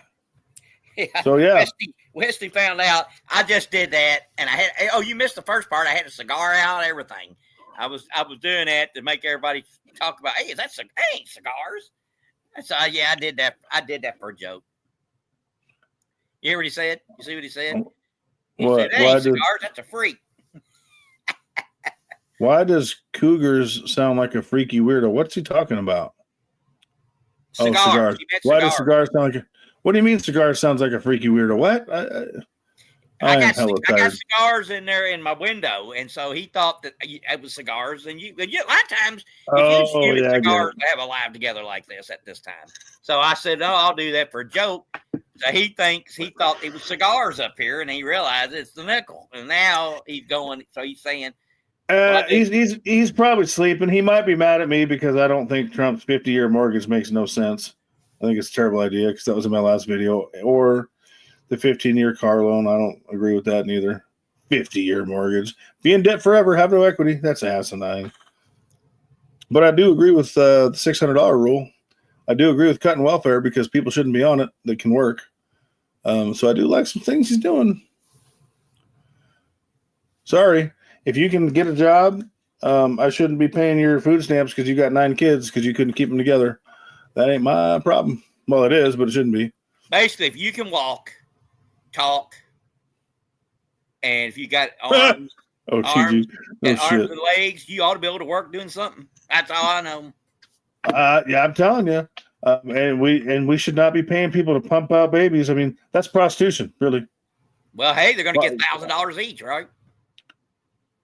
I don't align with it, and people think that makes me an evil man. You like starving people? No, but I want people to work for what they have if they can. So yeah. So I'm tired of people starving me. If Trump took out a 50-year mortgage on a ribeye, that's about right, dude. If Trump wants Trump babies, is he going to have to pay those people too? They're just having them for benefits. You mean the $1,000 per kid thing? Yeah. You know, that's a good question because I don't agree with that neither. Maybe if you already have one, you don't get it. It's just people that haven't had one yet. I don't think there's a cap on it. I think but I don't know if the welfare recipients are included or not. I hope not. They need to stop having babies. Huh? That's a good question. I didn't think about that. Yeah, I would think because Trump is not pro welfare, and I'll give him that. He's not, clearly. I would think that he would have put something in there about, hey, if you're a loser on welfare pumping out babies and getting paid, you don't get the $1,000. But I don't know. Maybe he didn't think about it. That's right, Southeast. If you don't work, you don't eat. Now, unless you're disabled legitimately or a retard like Nickel or something, that's fine. Or, elderly and you worked your whole life, I'm fine with that. But hey, they have jobs for those kind of people. I know. Nickel needed a job. Thanks, Goodwill. Well, no, I mean, they really do have jobs for those people. A neighbor was blind and she had a job. She worked. What'd she do?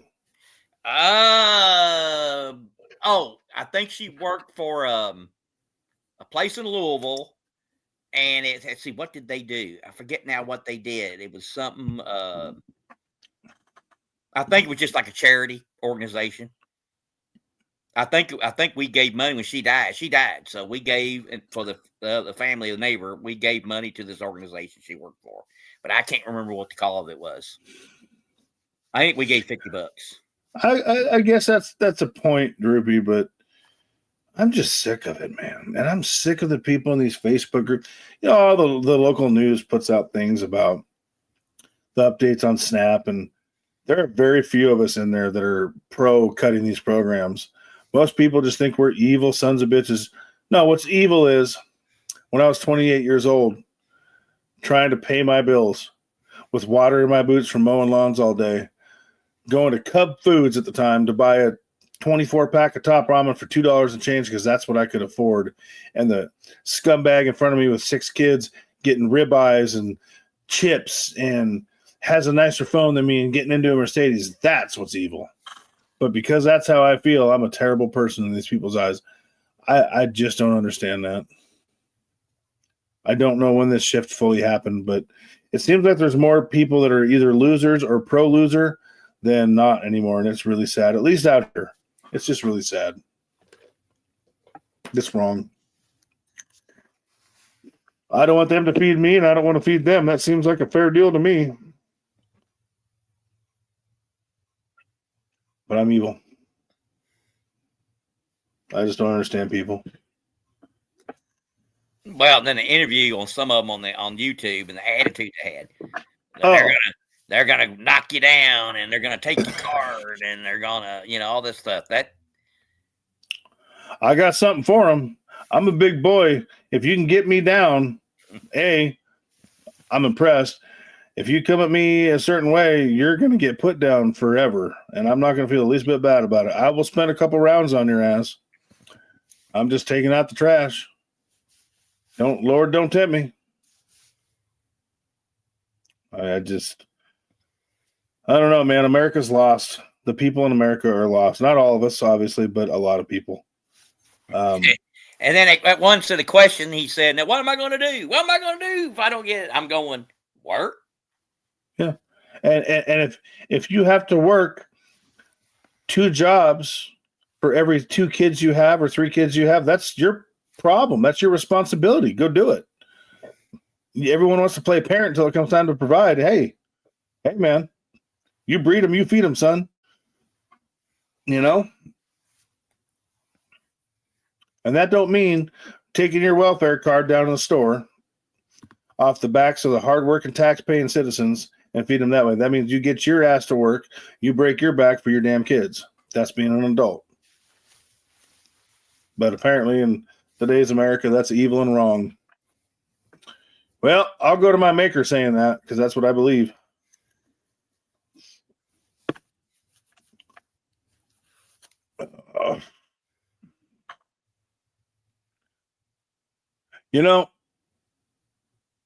What you just said right there, Skywalker, I had a friend. She moved here from Florida. This was many years ago. She had a job lined up. She had 1 kid, single mom, awesome chick. Worked really hard. She was a server at a Denny's. And she went to the welfare office and she said, "Hey, I just drove here from Florida. I'm kind of down on my luck. I start my job next week. I just need a week of, food stamp. I just need food stamps to get me through a week to feed me and my kid." Do you know what they told her? And I guarantee you it ain't no different now. Somehow I know. They said, "We don't do temporary assistance, ma'am." That's the problem. That's the problem. You can't go in there and say, "Hey, I need help for a week." Really? It's terrible. And I agree.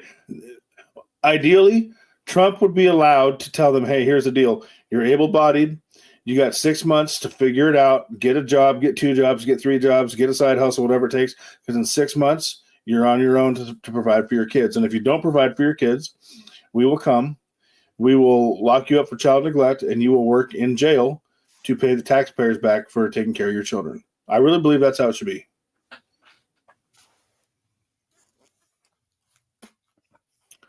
Well, OTG, funny you say that because Joseph Lopez the other day thinks that churches should end all homelessness instead of the government. What That's how lousy he is. Churches should do more. They should do more. I mean, and there should never be like homeless people with no roof over their head if you got a church, because nobody really owns that church. And you don't have that much stuff in there that's that valuable if they stole it. But if the church chooses to do anything, I mean, that's charity. That it should be their choice. I mean, they do what they can.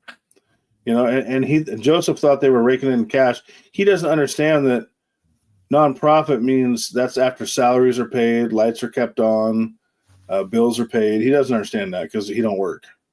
He's all about socialism and communism, but he don't want to be one of the ones paying to make it happen. Well, he used to work though.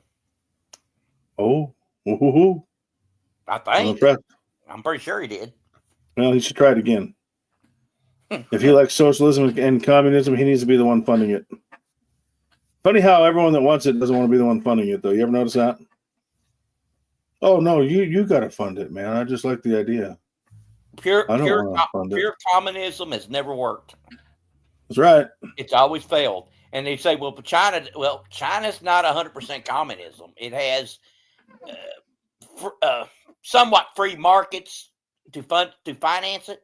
Because that's the problem with communism. It runs out of financing because the central government prints the money. I'm sorry, I'm reading OTTs. He's not wrong. It's terrible. He's not wrong, though. I'm sorry. And so that's why, Russia failed or Soviet Union failed.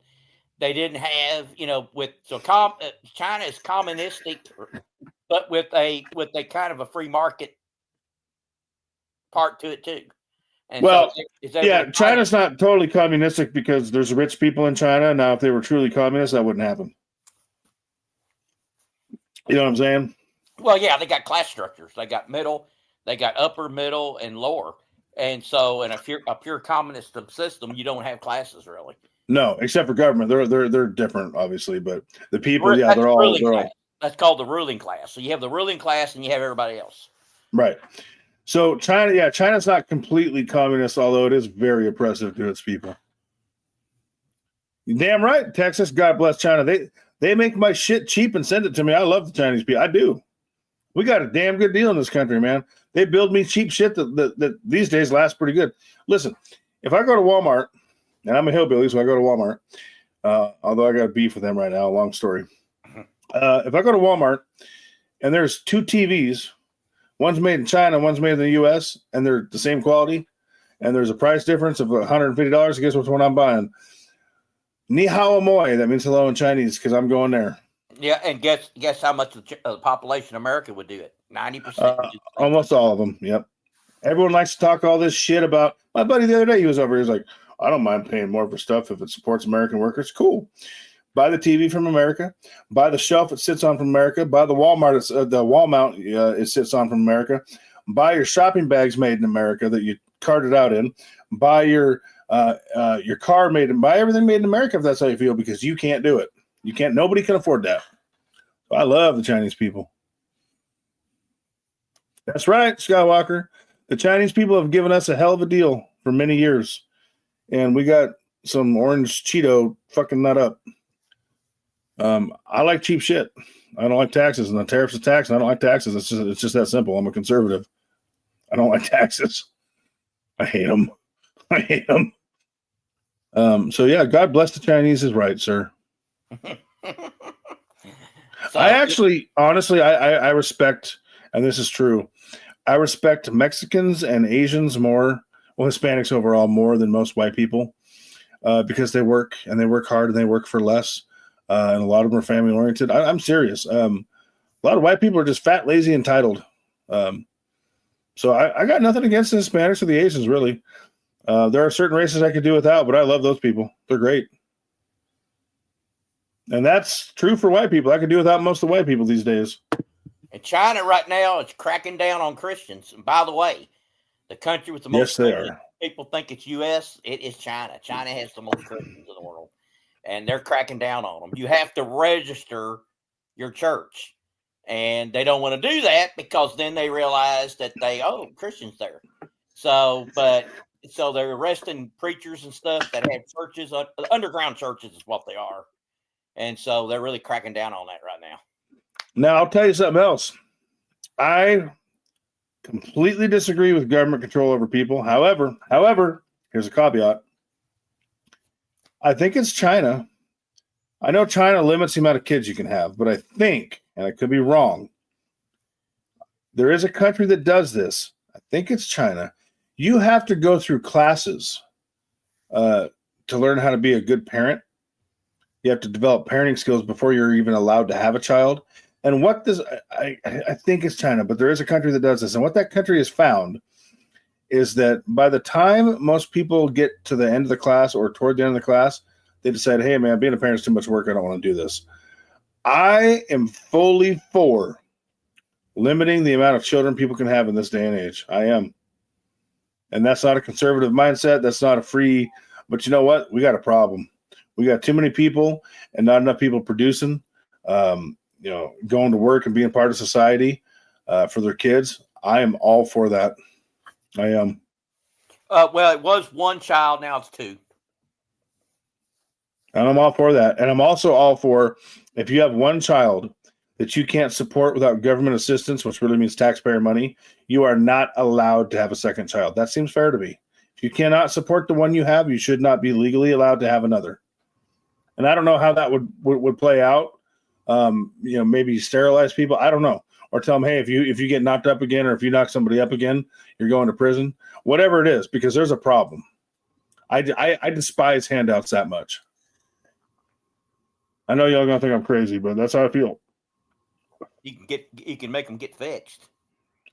I'm honestly, I'm okay with that. And people say that's a violation of human rights. Well, so is making me buy their kids food. And me not living my best life because they're not producing and being adults. So to me, that's inhumane. So I'm all for forced sterilization for a lot of people. I know that sounds terrible, but I really feel that way. Well, I think the reason China increased the number of children you could have is because A, India passed them in population, and B, their economy. Their middle class has grown so much that they now have more wealth, and so therefore, I think China or India. China's really their middle class it's exploded. Where ours Indian people are they're pretty smart too. And what the Chinese and the Indians have in common is they both value gold. The Indian people tend to be silver heavy. Along with the gold, where the Chinese are more gold, but they understand that whole logic of saving and precious metals and wealth preservation. Americans don't get it overall. Yeah, I agree with that too, Texas. If we're supposed to be America first, why the hell are we sending all of our money everywhere else? That's not America first. I agree with that 100%. I'm sorry, that is not America first. America first here. Ukraine, take this. Here, Argentina, take this. Here, no. I agree with you. I gotta go to bed. I'm delirious. It's 4:20 and I don't smoke weed, but if I did, I probably would. How I'm tired, man. We went on about 3 hours. I think that's a record. 3 hours. And this was just me on Facebook asking them. I tell you, want to do a live? He's like, sure. When? I'm like, 20 minutes. He's like, all right. We didn't even know what we're going to talk about. You said, what we're talking about? I was like, let's, we bounced a couple ideas off. I mean, we wanted to touch on the 50-year mortgage and how retarded that is, which we did. The economy and how jacked it is, and inflation. So it was good.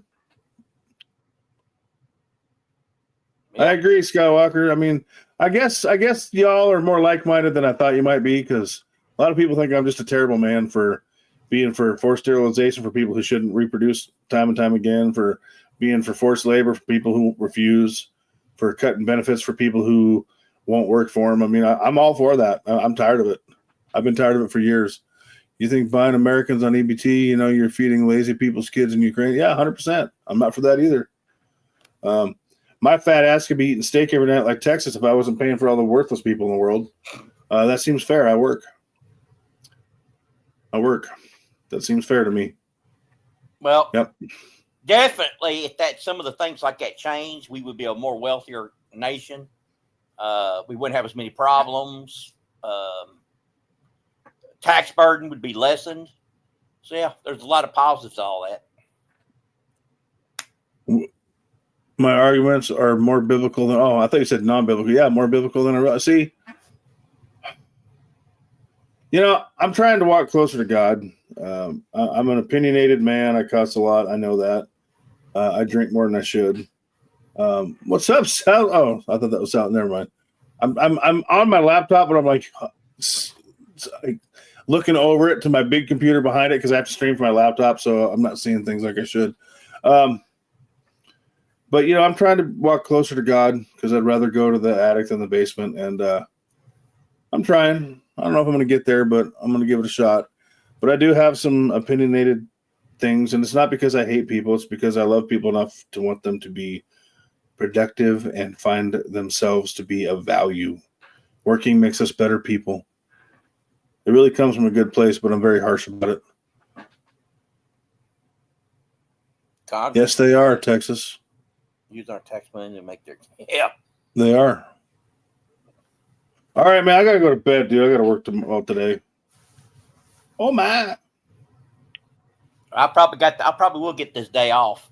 So. Yeah, you gonna talk to the boss? Talk to who? You gonna talk to the boss? Put in for the day off? Yeah, I'm the boss. So I look in the mirror and I say, "Hey, friend, can I have the day off?" And he says, "Yeah." So today's my Friday. Normally I'm off Monday, Tuesday, but we got a manager on a 2-week vacation, so I've been doing her manager shifts. So I opened today. I was there at 8. I was there till 9:15 last night. I was there at 8 o'clock this morning. Got off at 3:15. I'll be back tomorrow at 3. I'm tired, man. Or today at 3, I guess, in the afternoon. Well, I don't have Kawasaki engines, so I don't even know my engines would start in this cool weather. Yeah, it's cold over there. I'm jealous, man. I'm pretty sure my blower would not start. And yeah, I don't know about the blower. What's her name? Is she hot? Is she hot? Yeah. Yeah, it's called Echo or whatever. Echo or. It's funny. I work with a dude, and I seen a hillbilly tendency in him yesterday. He had he was there working on his car.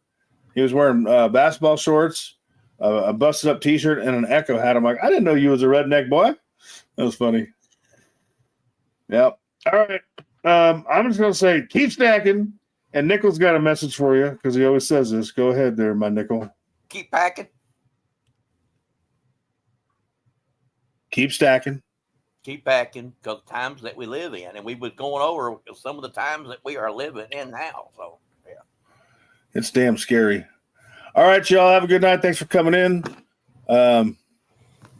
Shit, my mouse ain't working. There it is. Keep stacking. Later.